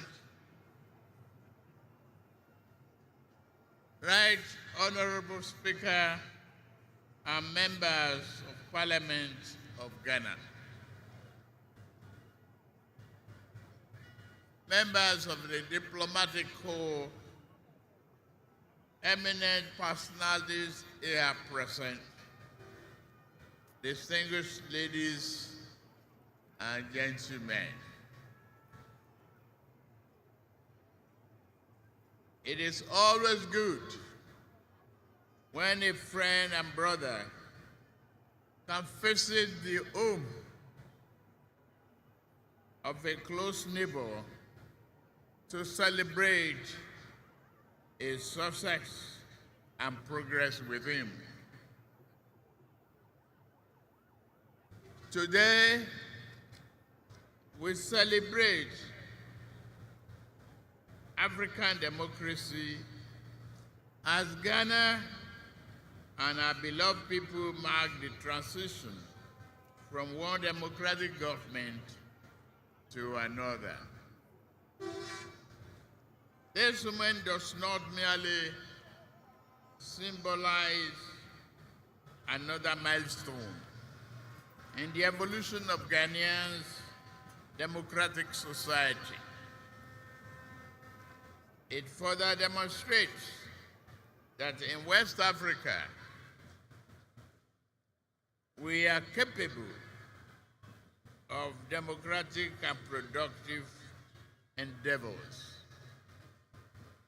It is time that our continent critics stop forgetting the strides that Ghana, Nigeria, and others have made. We need not prove ourselves to them. We have nothing to prove to anyone except ourselves.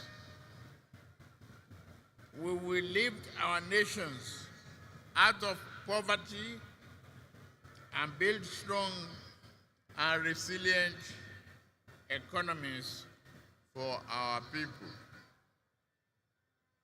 Today, I am here not only as the President of the Federal Republic of Nigeria, but also as an African in resolute support of Ghana and our people. This moment is a source of pride and honor for Ghanaians, the entire continent, and its diaspora. The sun is out and the sky may be blue, but I see today a black star rising high in African sky. This black star shines over this nation, and its rays spread across this continent with a sense of shared history, hope, compassion, unity, devotion to our common welfare. While others may seek to demean Africa and keep brothers pitted against brothers, that shining star reminds us of who we are. Better yet, it reminds us of who we can be. That star reminds us always to strive and walk together, bond together, even when we disagree. We must choose the path of peaceful dialogue. Never can we do harm to our brothers, nor can we permit any outsider to disrupt our bonds of brotherhood. The spirit of Ghana, the first Republic President, Osagyefo Dr. Kwame Nkrumah, is here present today, lifting that star higher and higher. Just as Ghana draws inspiration and a well of strength from Kwame Nkrumah and many of his past leaders, Nigeria similarly draws inspiration from its founding fathers, who not only fought for our independence, but also cherished the close relationship between our two nations. May we always walk in the way and in the spirit of these enlightened leaders.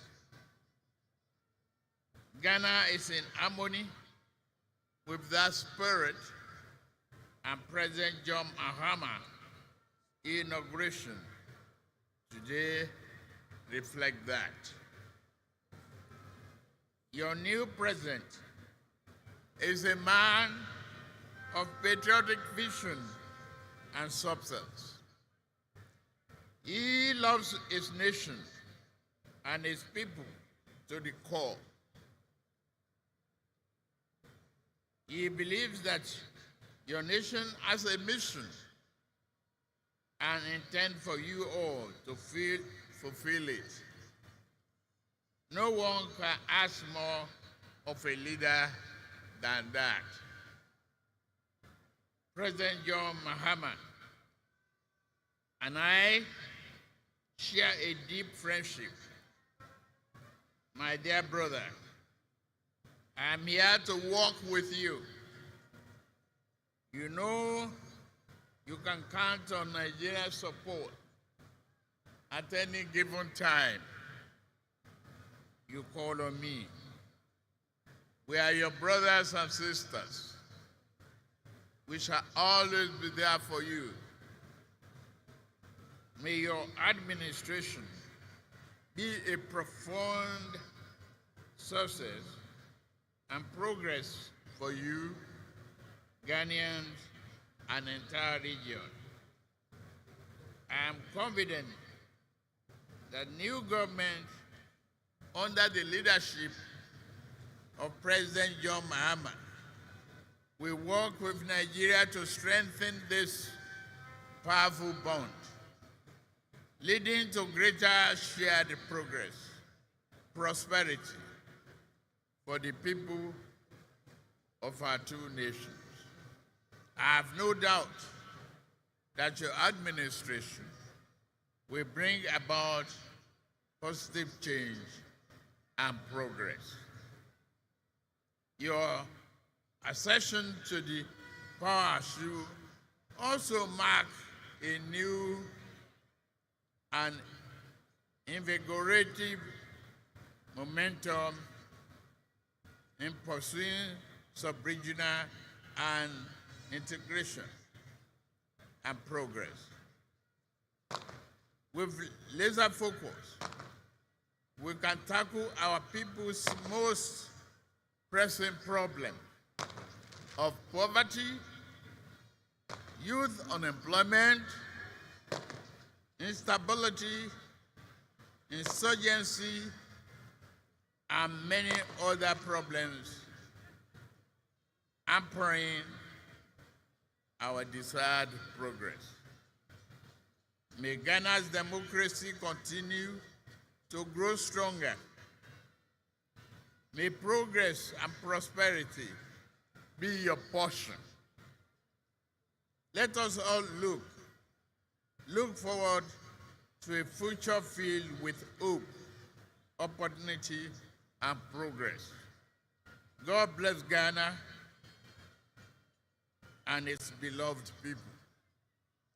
God bless Federal Republic of Nigeria and its beloved people. God bless ECOWAS. God bless our beloved Africa. I thank you for your kind attention. God bless you.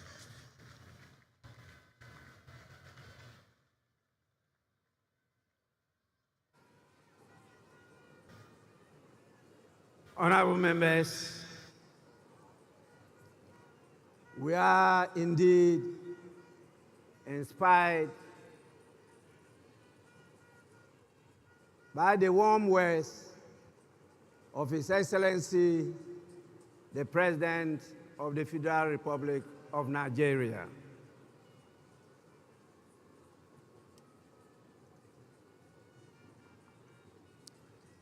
I now have the honor to, on your behalf, invite the visiting heads of state and former presidents to congratulate the President of the Republic of Ghana.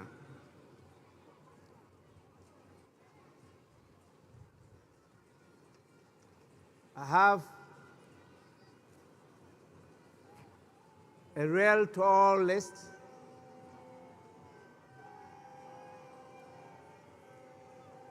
It is my hope and prayer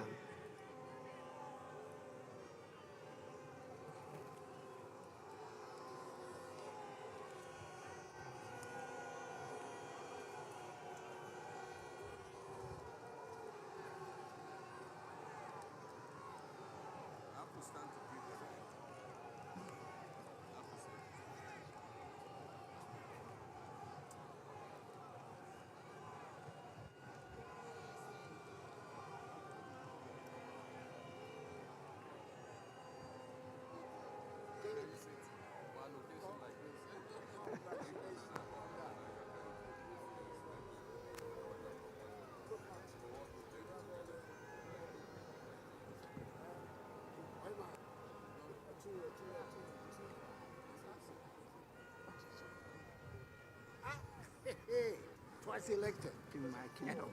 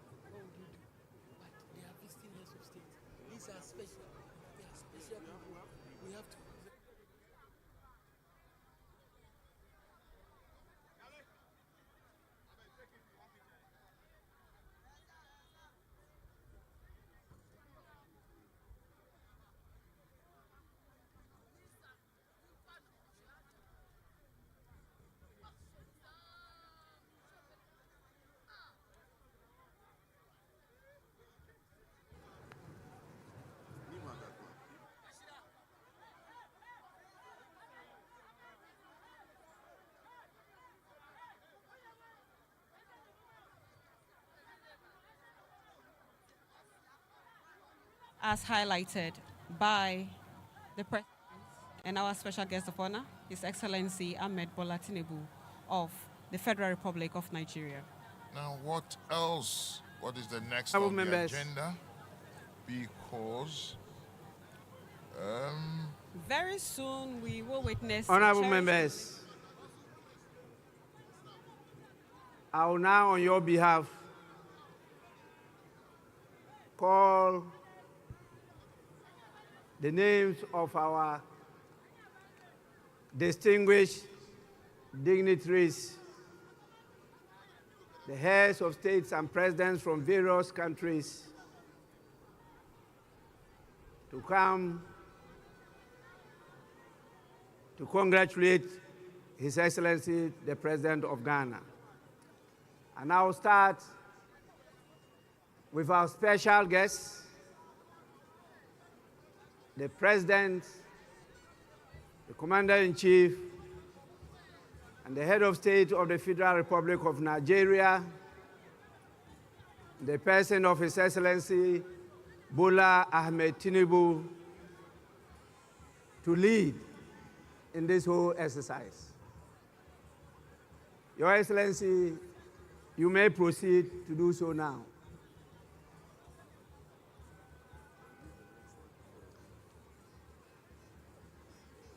Immediately after him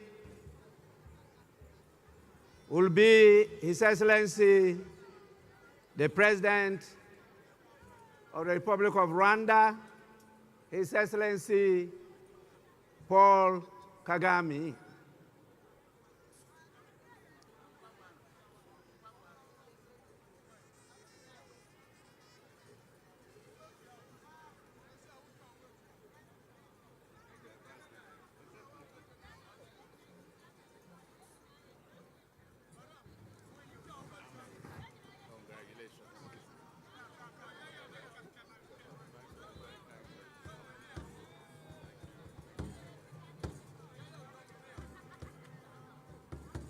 Then follows His Excellency, the President of the Republic of Togo, His Excellency Faure Gnassingbé. After him comes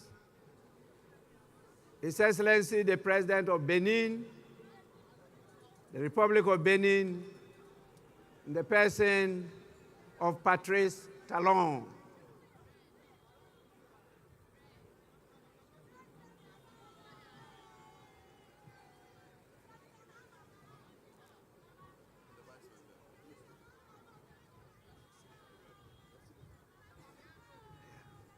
Bienvenue.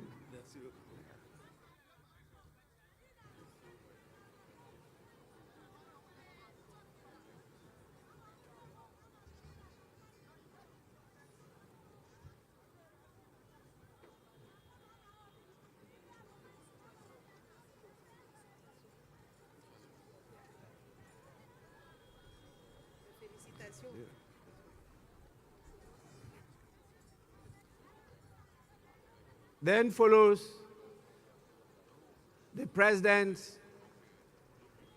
of Gambia, His Excellency Adama Barrow. After him, we have His Excellency Brigadier Julius Maada Bio, the President of the Federal Republic of Sierra Leone.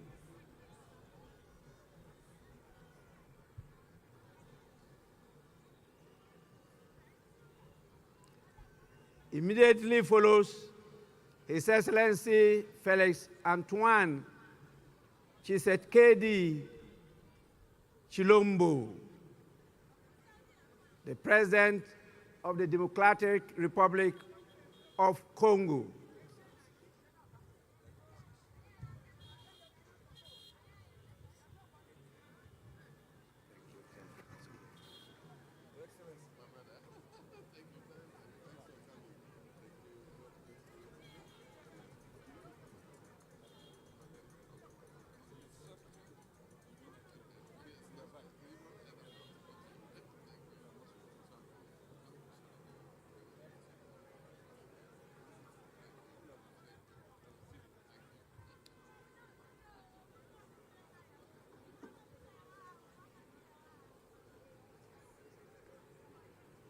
After His Excellency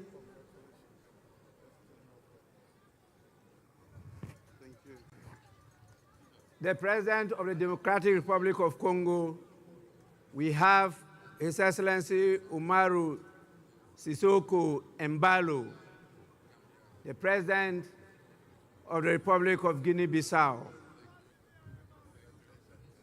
After him follows the President of the Republic of Cabo Verde,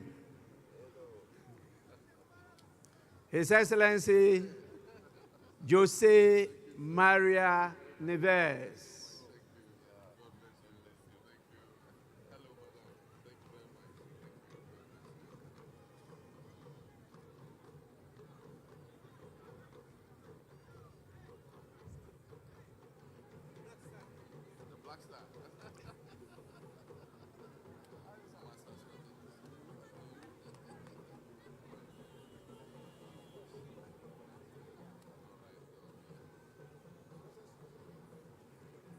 After the President of Cabo Verde, we have His Excellency William Samoei Ruto,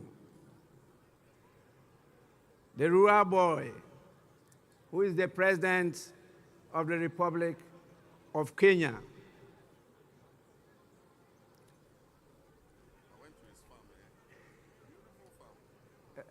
Rural boy.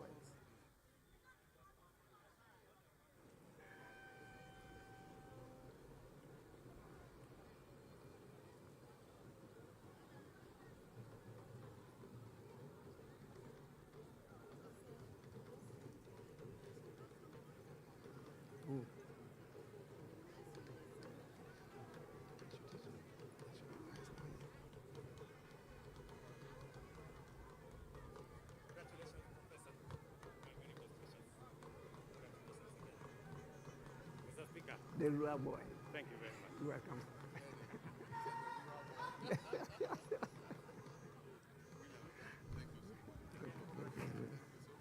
Honorable members, after His Excellency William Ruto, this is the President of the Republic of Liberia, His Excellency Joseph Numa Boakai Sr.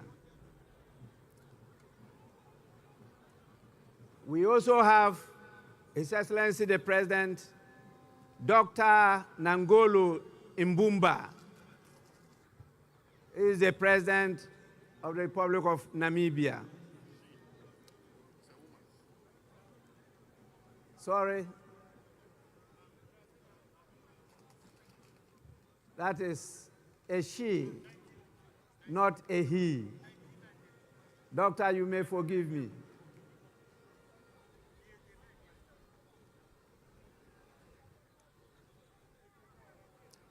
After Her Excellency, the President of Namibia, is His Excellency Bassirou Diomaye Faye, the President of the Republic of Senegal.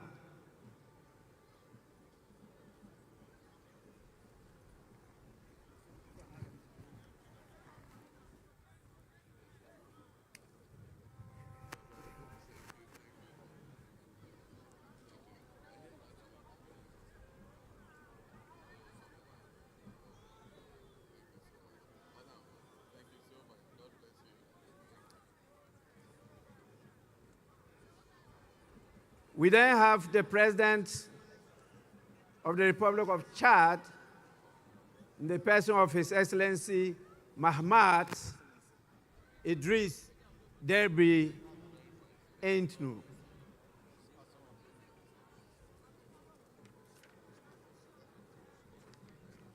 After him, we have the President of the Republic of Botswana, His Excellency Duma Gideon Boku.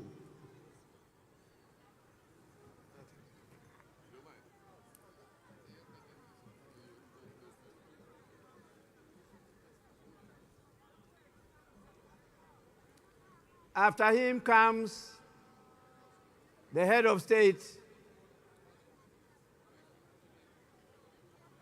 of the strong people of Burkina Faso, His Excellency Captain Ibrahim Traore,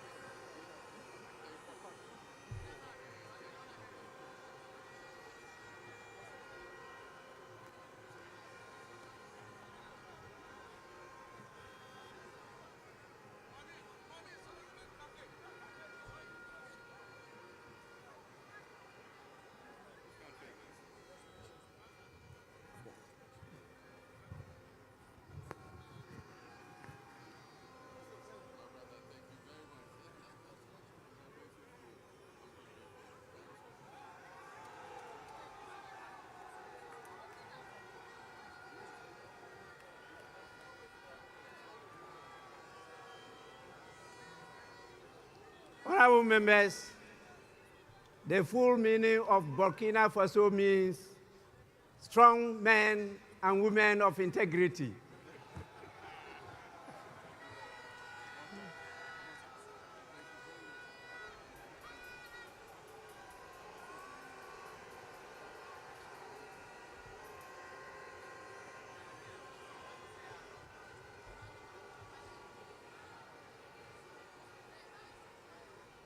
We have His Excellency Brigadier General Bryce Clotaire Oligui Nguema, the President of the Republic of Gabon. After him, we have His Excellency Mamadi Doumbouya, who is the President of Guinea-Conakry. And after him, we have the Prime Minister, Abdoulaye Maïga. He's the Prime Minister of Mali.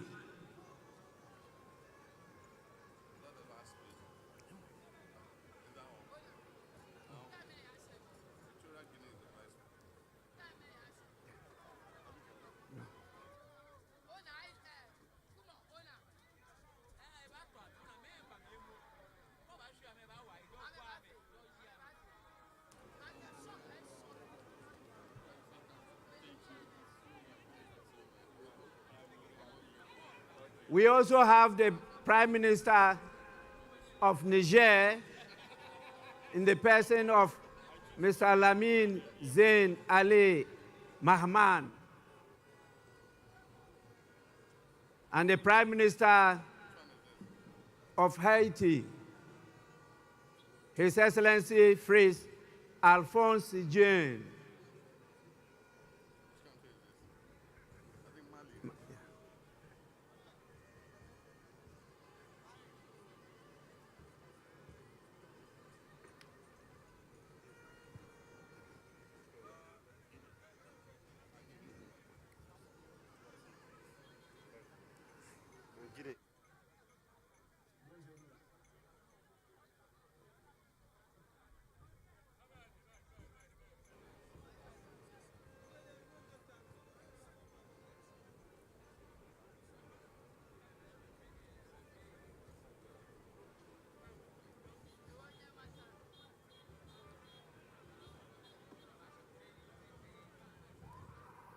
Prime Minister Mali,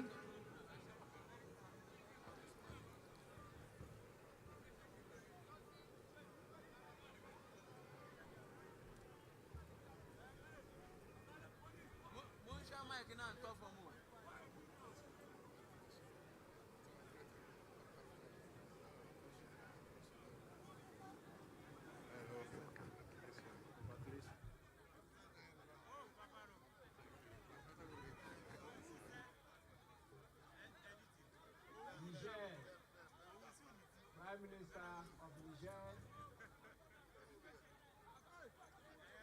After him is the Prime Minister of Haiti.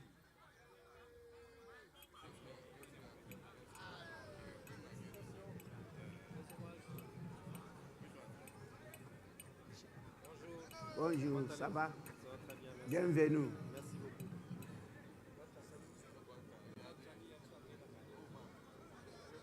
After that, we have the Vice President of Equatorial Guinea, in the person of His Excellency Teodoro Obiang Nguema Mbasogo.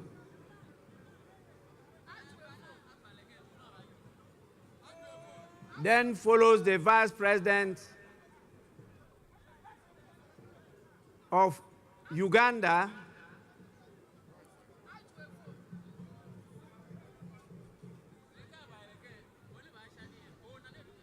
in the person of Jessica Rose Epel Alupo.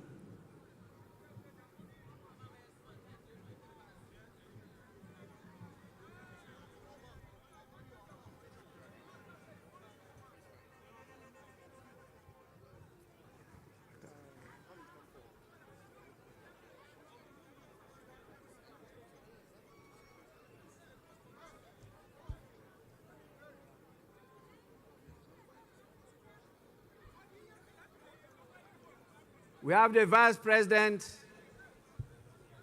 of the Republic of Tanzania, His Excellency Dr. Philip Isdor Mpango.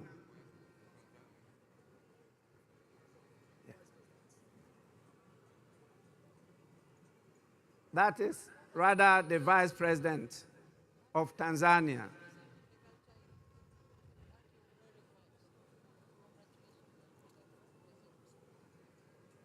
We also have with us the Vice President of La Côte d'Ivoire. Greetings from President Museveni. The person of Chiemoko Meiliet Kone.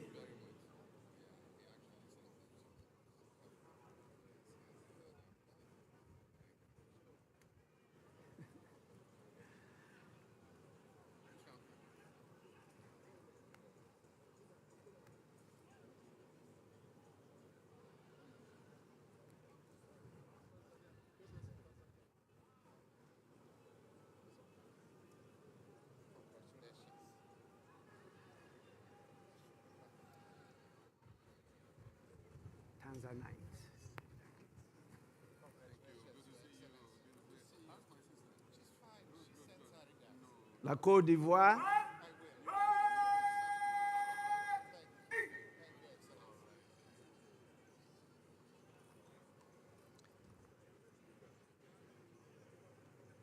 After His Excellency the Vice President of La Côte d'Ivoire, we have the Vice President of Mauritania, His Excellency Mohamed Adihali Khatra.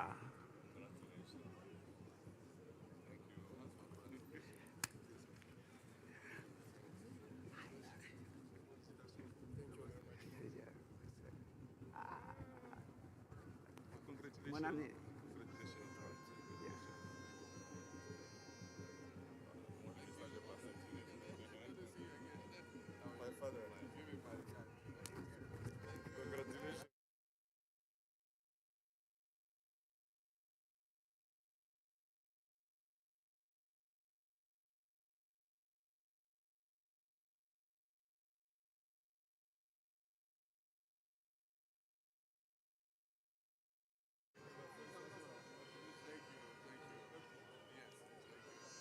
The Vice President of Mauritania,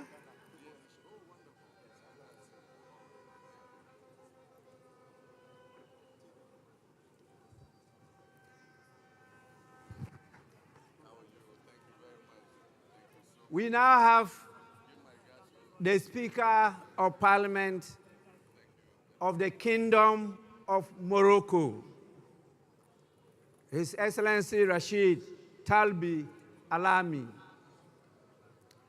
After him is the former president of the Federal Republic of Nigeria, His Excellency Olusegun Obasanjo.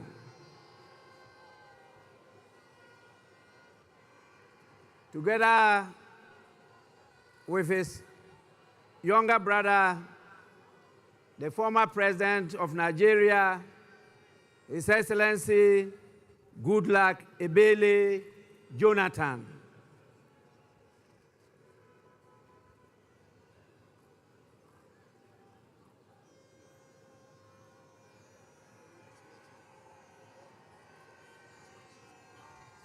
Speaker. Morocco. Speaker of Morocco. Yes. I hope to see you. Yes. Thank you so much for the invitation. Thank you. Thank you. Thank you. Thank you. Thank you.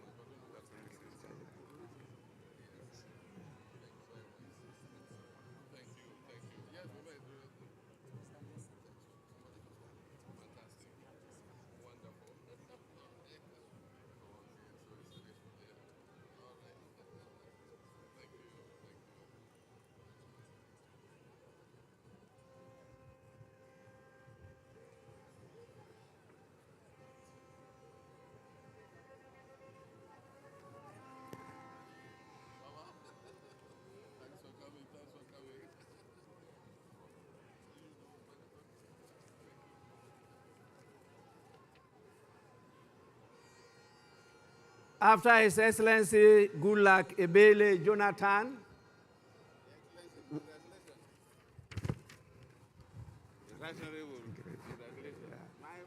we have the former president of Liberia, in the person of Her Excellency Ellen Johnson Sirleaf.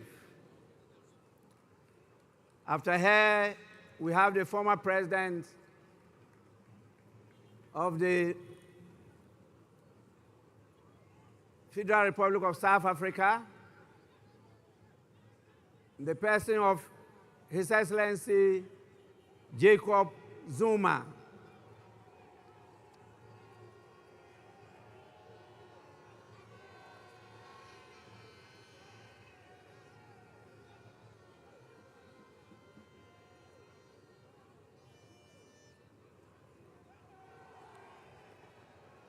After the former president of South Africa, we have the former president of Germany, His Excellency Christian Wolff.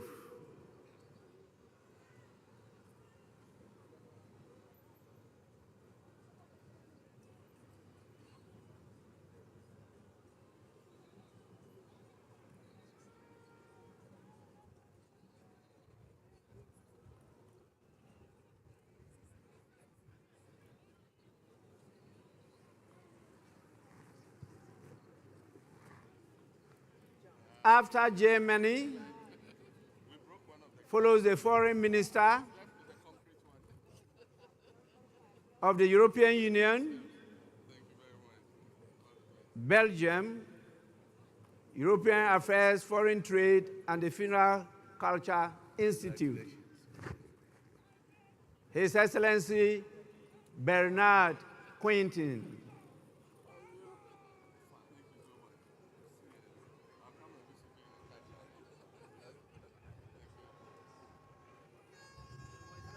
Germany. Mr. Chairman, yes. Good to see you, Speaker. Thank you.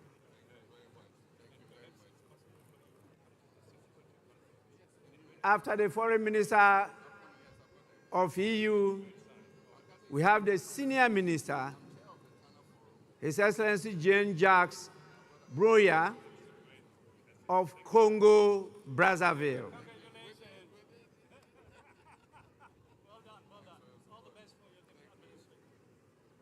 After Congo, Brazzaville, we have the Minister for Africa, the United Nations, the Commonwealth and Human Rights of United Kingdom. Speaker? Yes. In the person of Lord Collins of Highbury.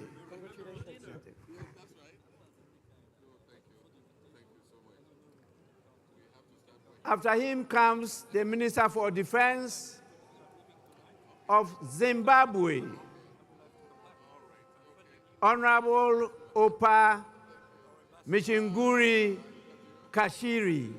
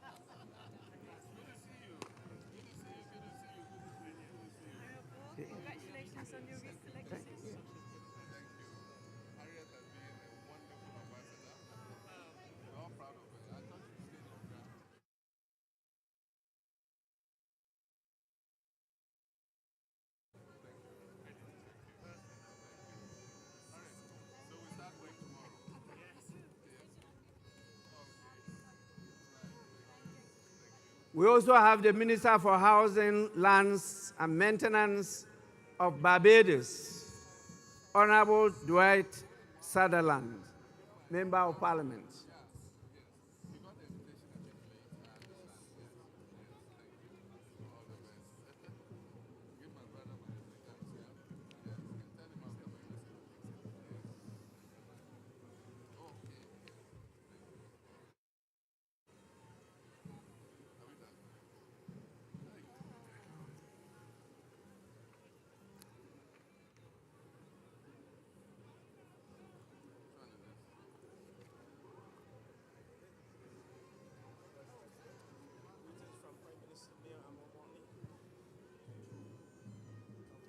Barbados.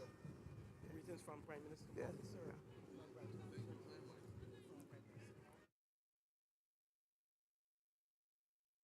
It's quite long. I have to cut protocol and go to invite the former Vice President of our great Republic of Ghana, in the person of His Excellency, Dr. Mahmoudou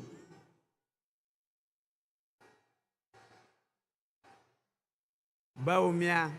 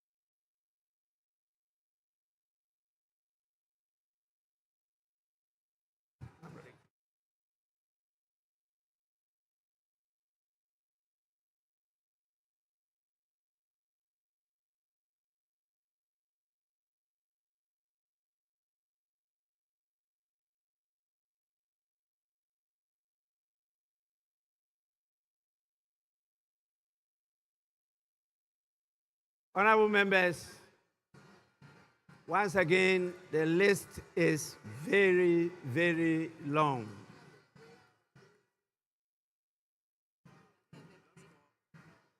I will now invite the President of the ECOWAS Commission, in the person of His Excellency Dr. Omar Eliu Toure.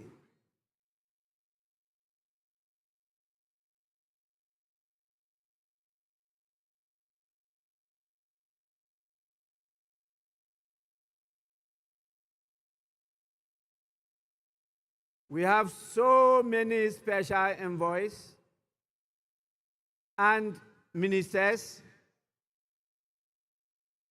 from Czech, Israel, Spain, China, Japan, Russia.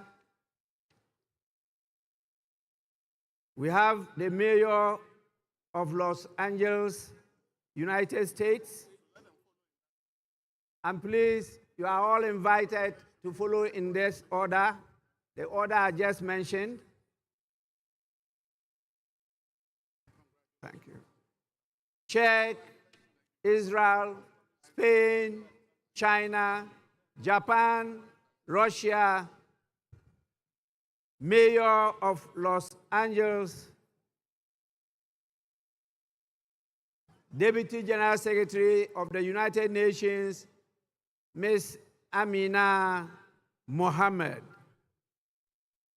Secretary General of the Commonwealth, Right Honorable Patricia Scotland, the African Union Commission Chairperson, Special Envoy, His Excellency Wamikele. And we have the Honorary Consul General for Nigeria and Ghana of Belize, Dr. Ifeanyiku Ifede.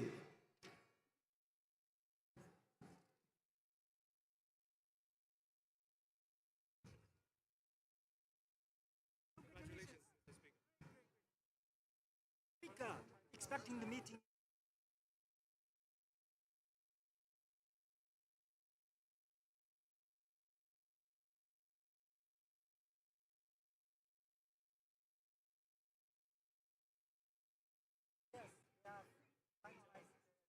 We have the former Prime Minister of Ethiopia, the Secretary General of Climate Vulnerable Forum, Pan-African Parliament, the President himself, His Excellency Chief Fortune Zephania Charbura.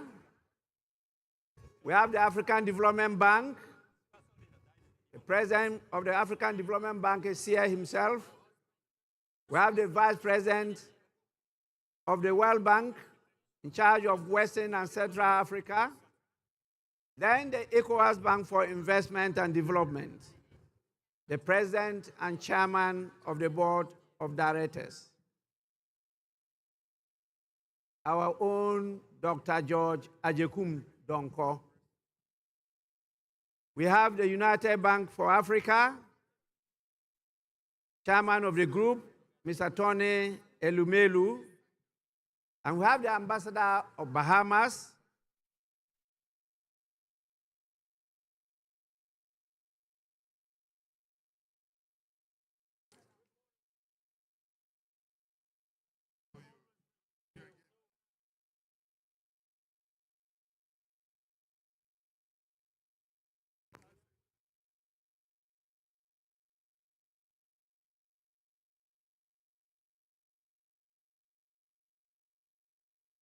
yes.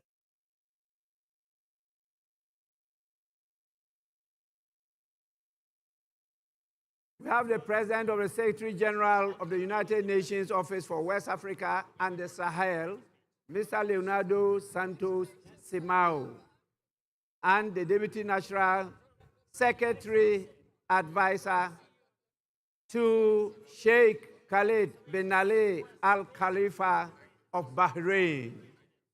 And then the Executive Director of Africa Development Bank Group,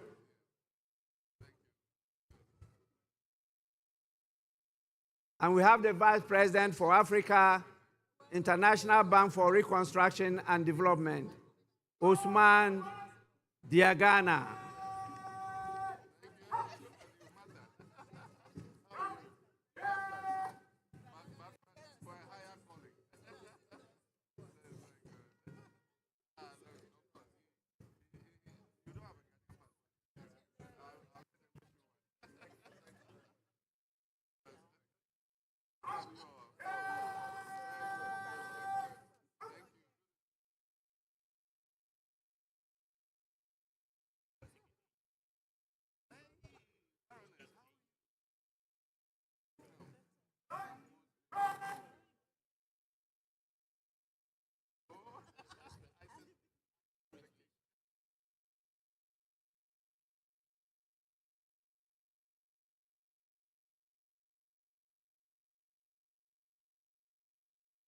After all this, I will invite the former speakers of our parliament.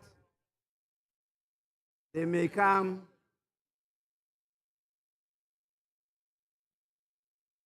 Congratulate His Excellency the President.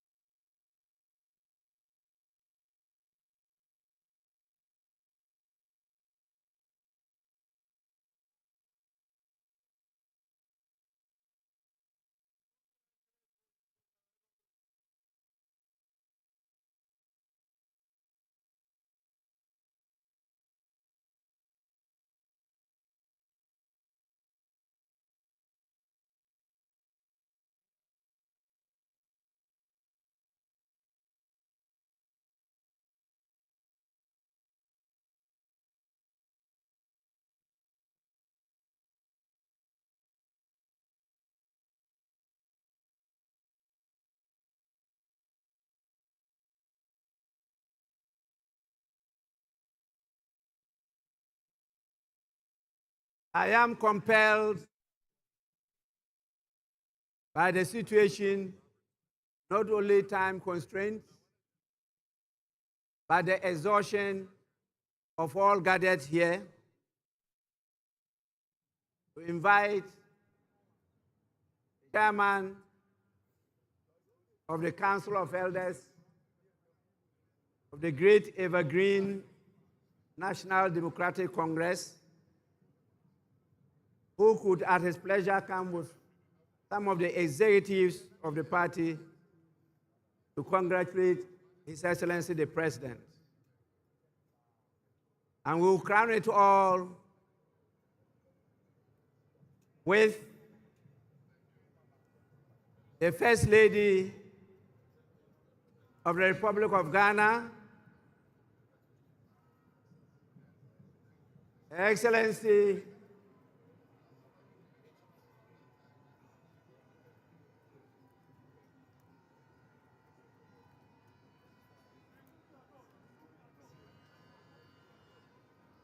Her Excellency Lordina Mahama.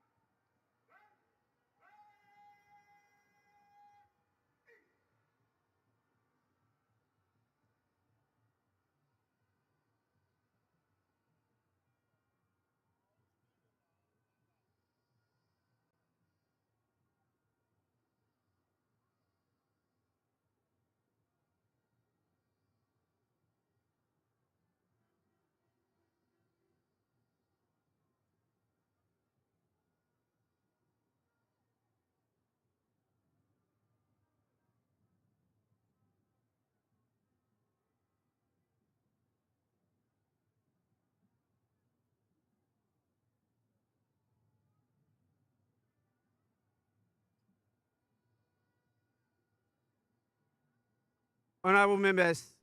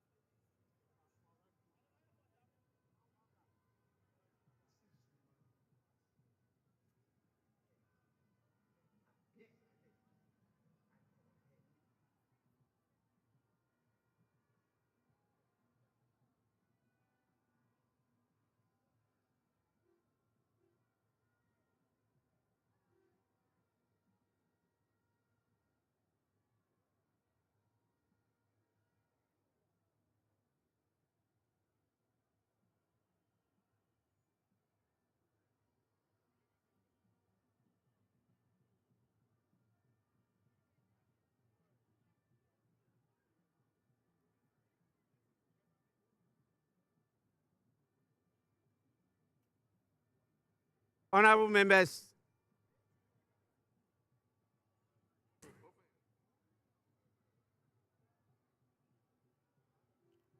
honorable members, it's now time for me to invite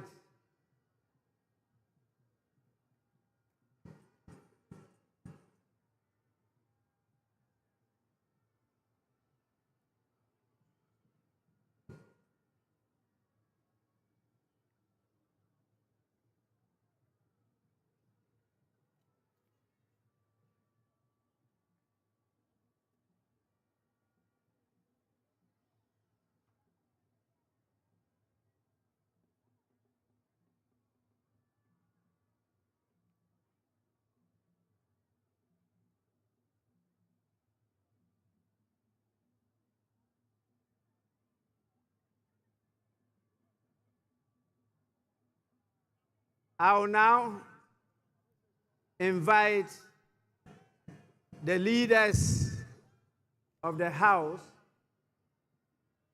the majority and the minority leaders, to come and give an indication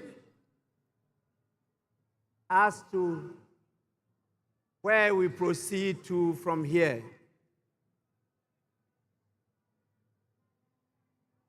Please,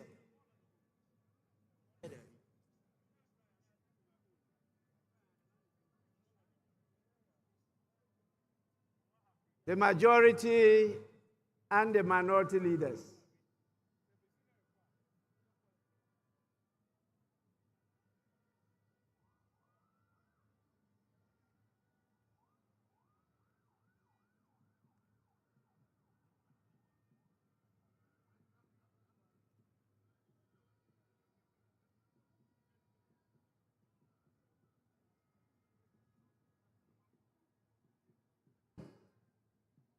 Right Honorable Speaker, we have exhausted the business on today's order paper. In view of that, I move that this House adjourn to tomorrow at 11 a.m. in the forenoon.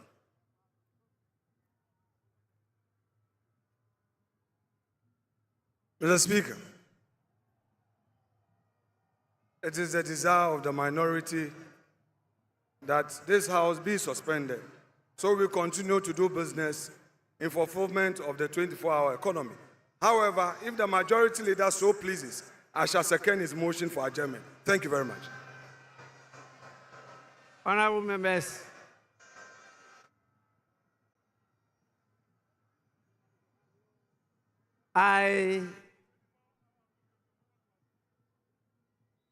in view of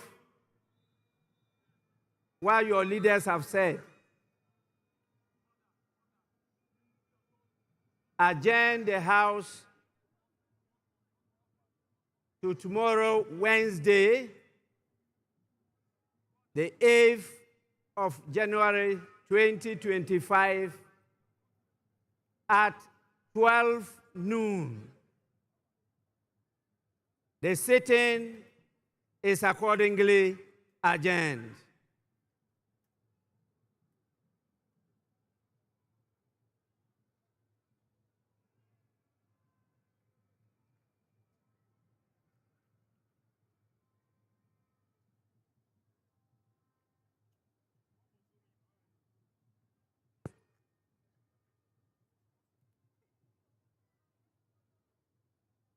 That's what it is.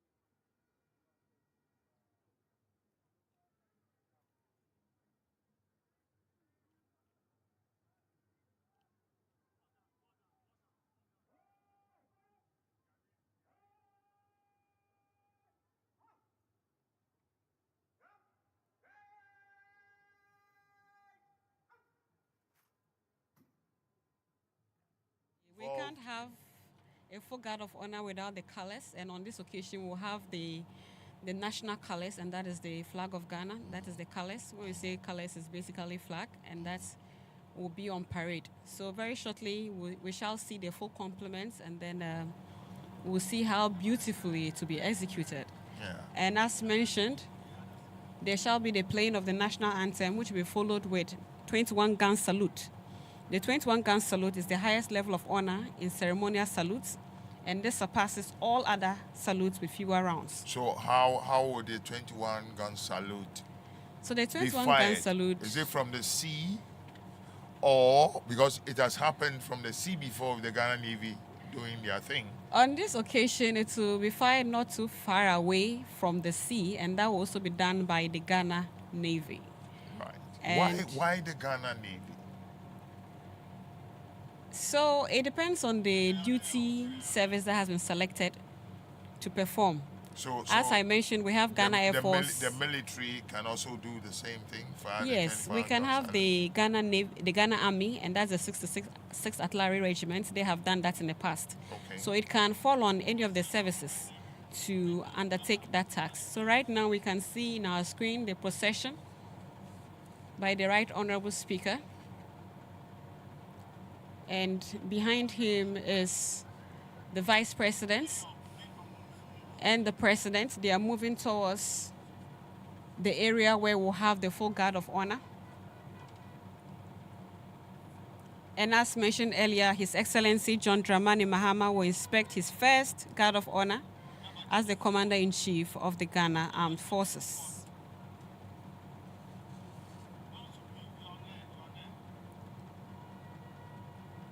So we are now having the procession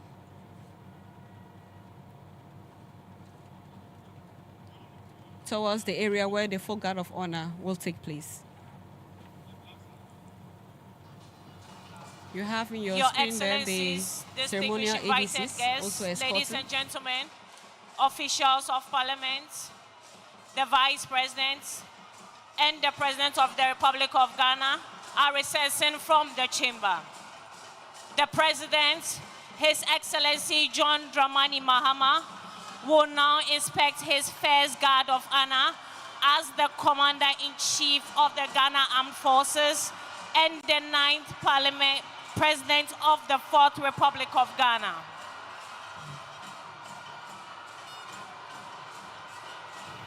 May I respectfully request all invited guests to please be seated as the President moves to inspect the guard of honor.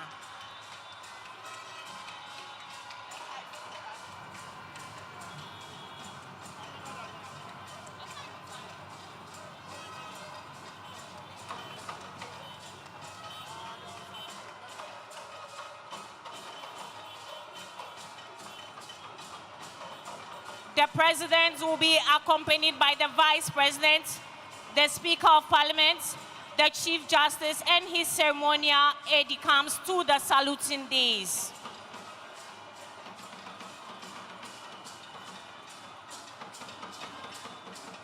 The ceremonial aide-de-camp for the ceremony is the Chief of the Defense Staff, General Thomas Opon-Pepra, and the Inspector General of Police, Dr. George Ekufundampari.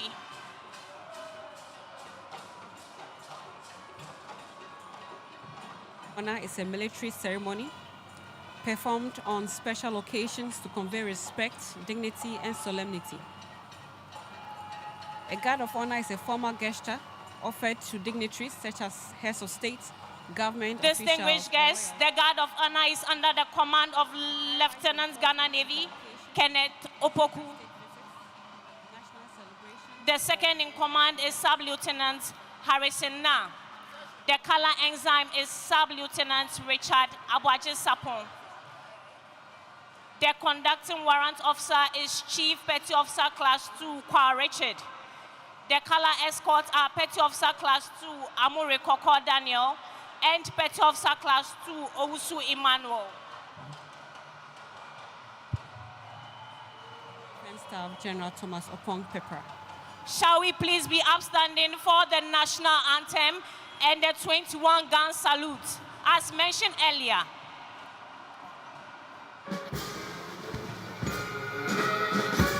All uniformed personnel are to salute.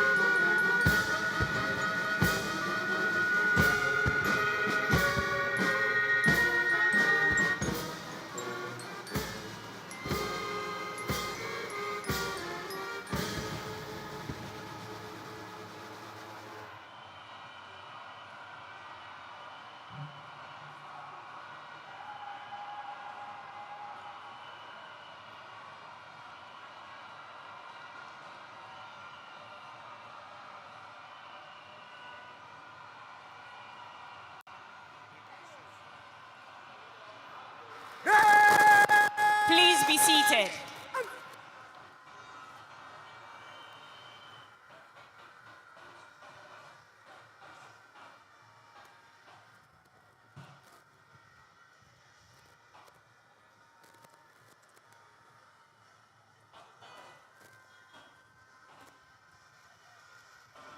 The parade commander is marching to ask permission for the inspection of the parade. Presidential Inauguration Ceremony, Guard of Honor, Sumter. Guard mounted by the Ghana Navy. 3 officers, 96 rank and file with the Ghana Navy Regimental Band in attendance, ready for inspection. Lieutenant Ghana Navy, Kenneth Opoku, report Your Excellency. Aye, Your Excellency.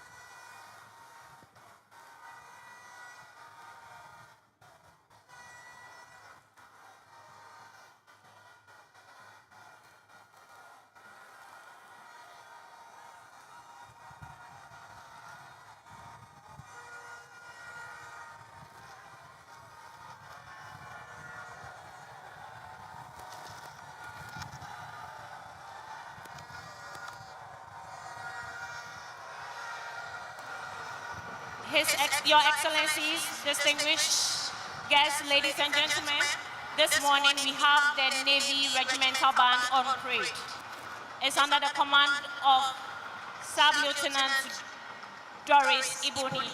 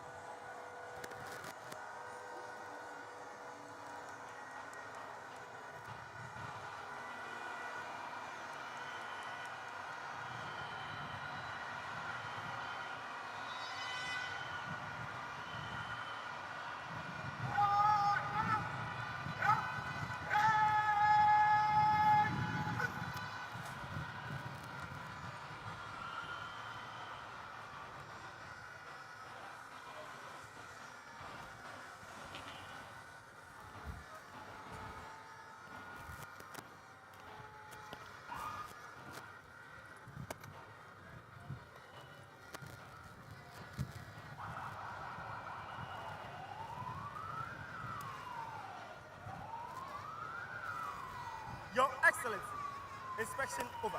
May I have your permission to march off the guard? Aye, Your Excellency.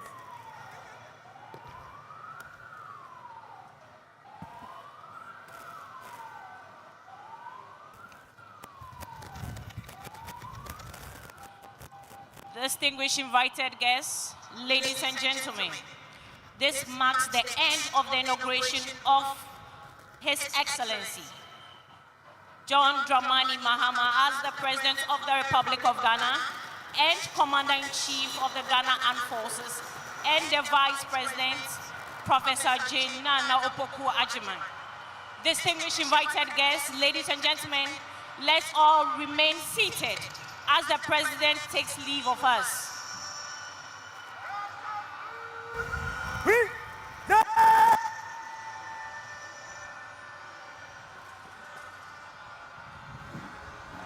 Shall we please be upstanding for the national anthem? All uniformed personnel are entreated to salute.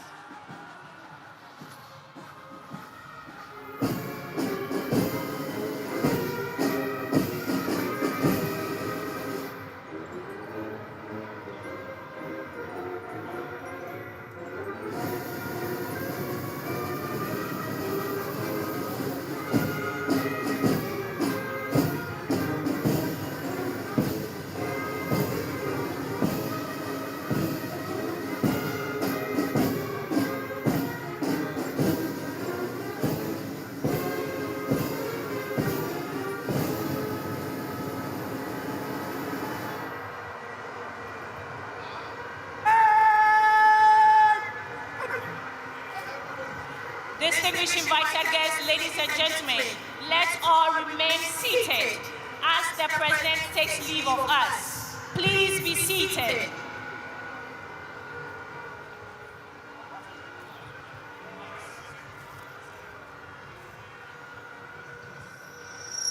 After the President leaves, the Vice President will also depart.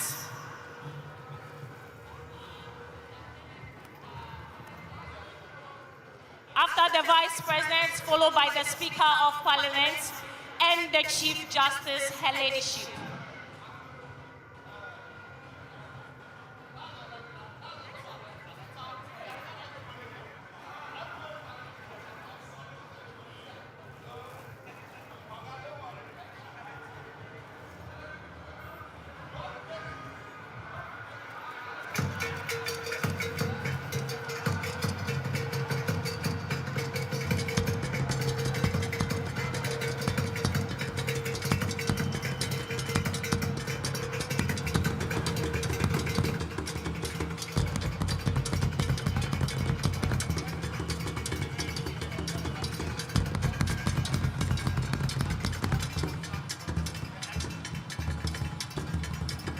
Let's all remain seated as the President departs.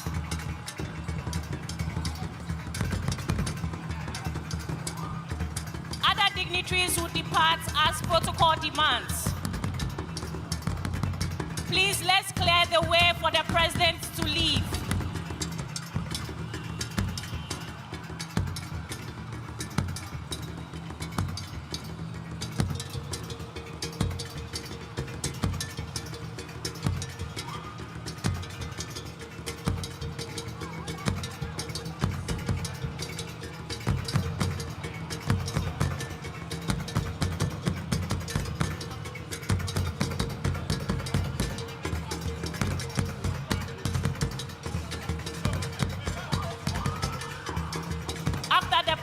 The Vice President will also leave,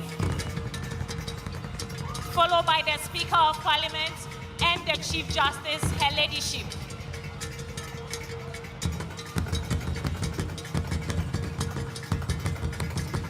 Your Excellencies, distinguished invited guests, our heads of state and dignitaries will depart in order as they came in.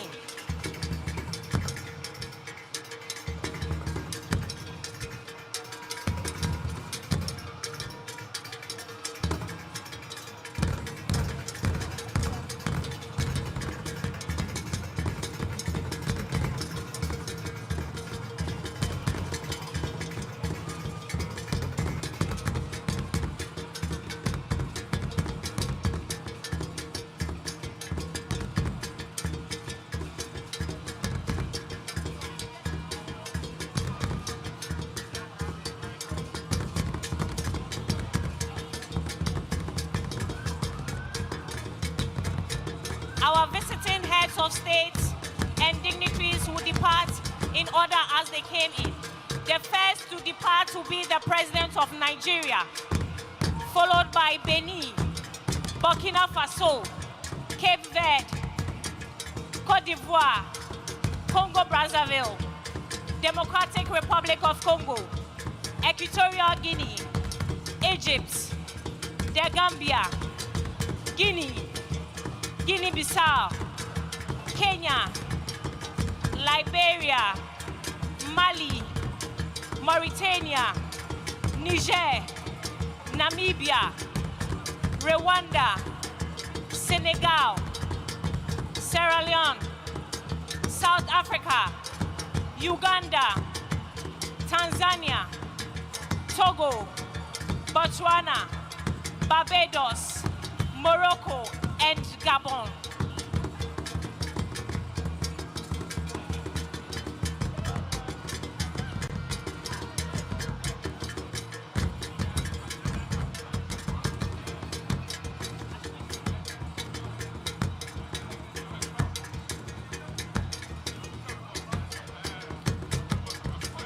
Our invited heads of state and dignitaries will depart in this order: Nigeria, Benin, Burkina Faso, Cape Verde, Cote d'Ivoire, Congo-Brazzaville, Democratic Republic of Congo, Equatorial Guinea, Egypt, the Gambia, Guinea, Guinea-Bissau, Kenya, Liberia, Mali, Mauritania, Niger, Namibia, Rwanda, Senegal, Sierra Leone, South Africa, Uganda, Tanzania, Togo, Botswana, Barbados, Morocco, and Gabon.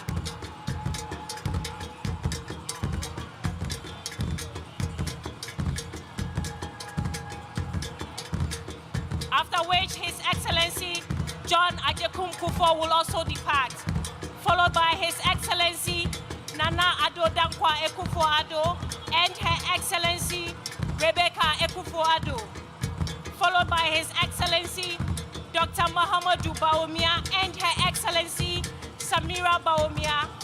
The rest will depart in order as protocol demands. Thank you. I am Squadron Leader Gabriela Lawson from the Department of Public Relations of the Ghana Armed Forces, and I have been your Master of Ceremony for today's program. Thank you.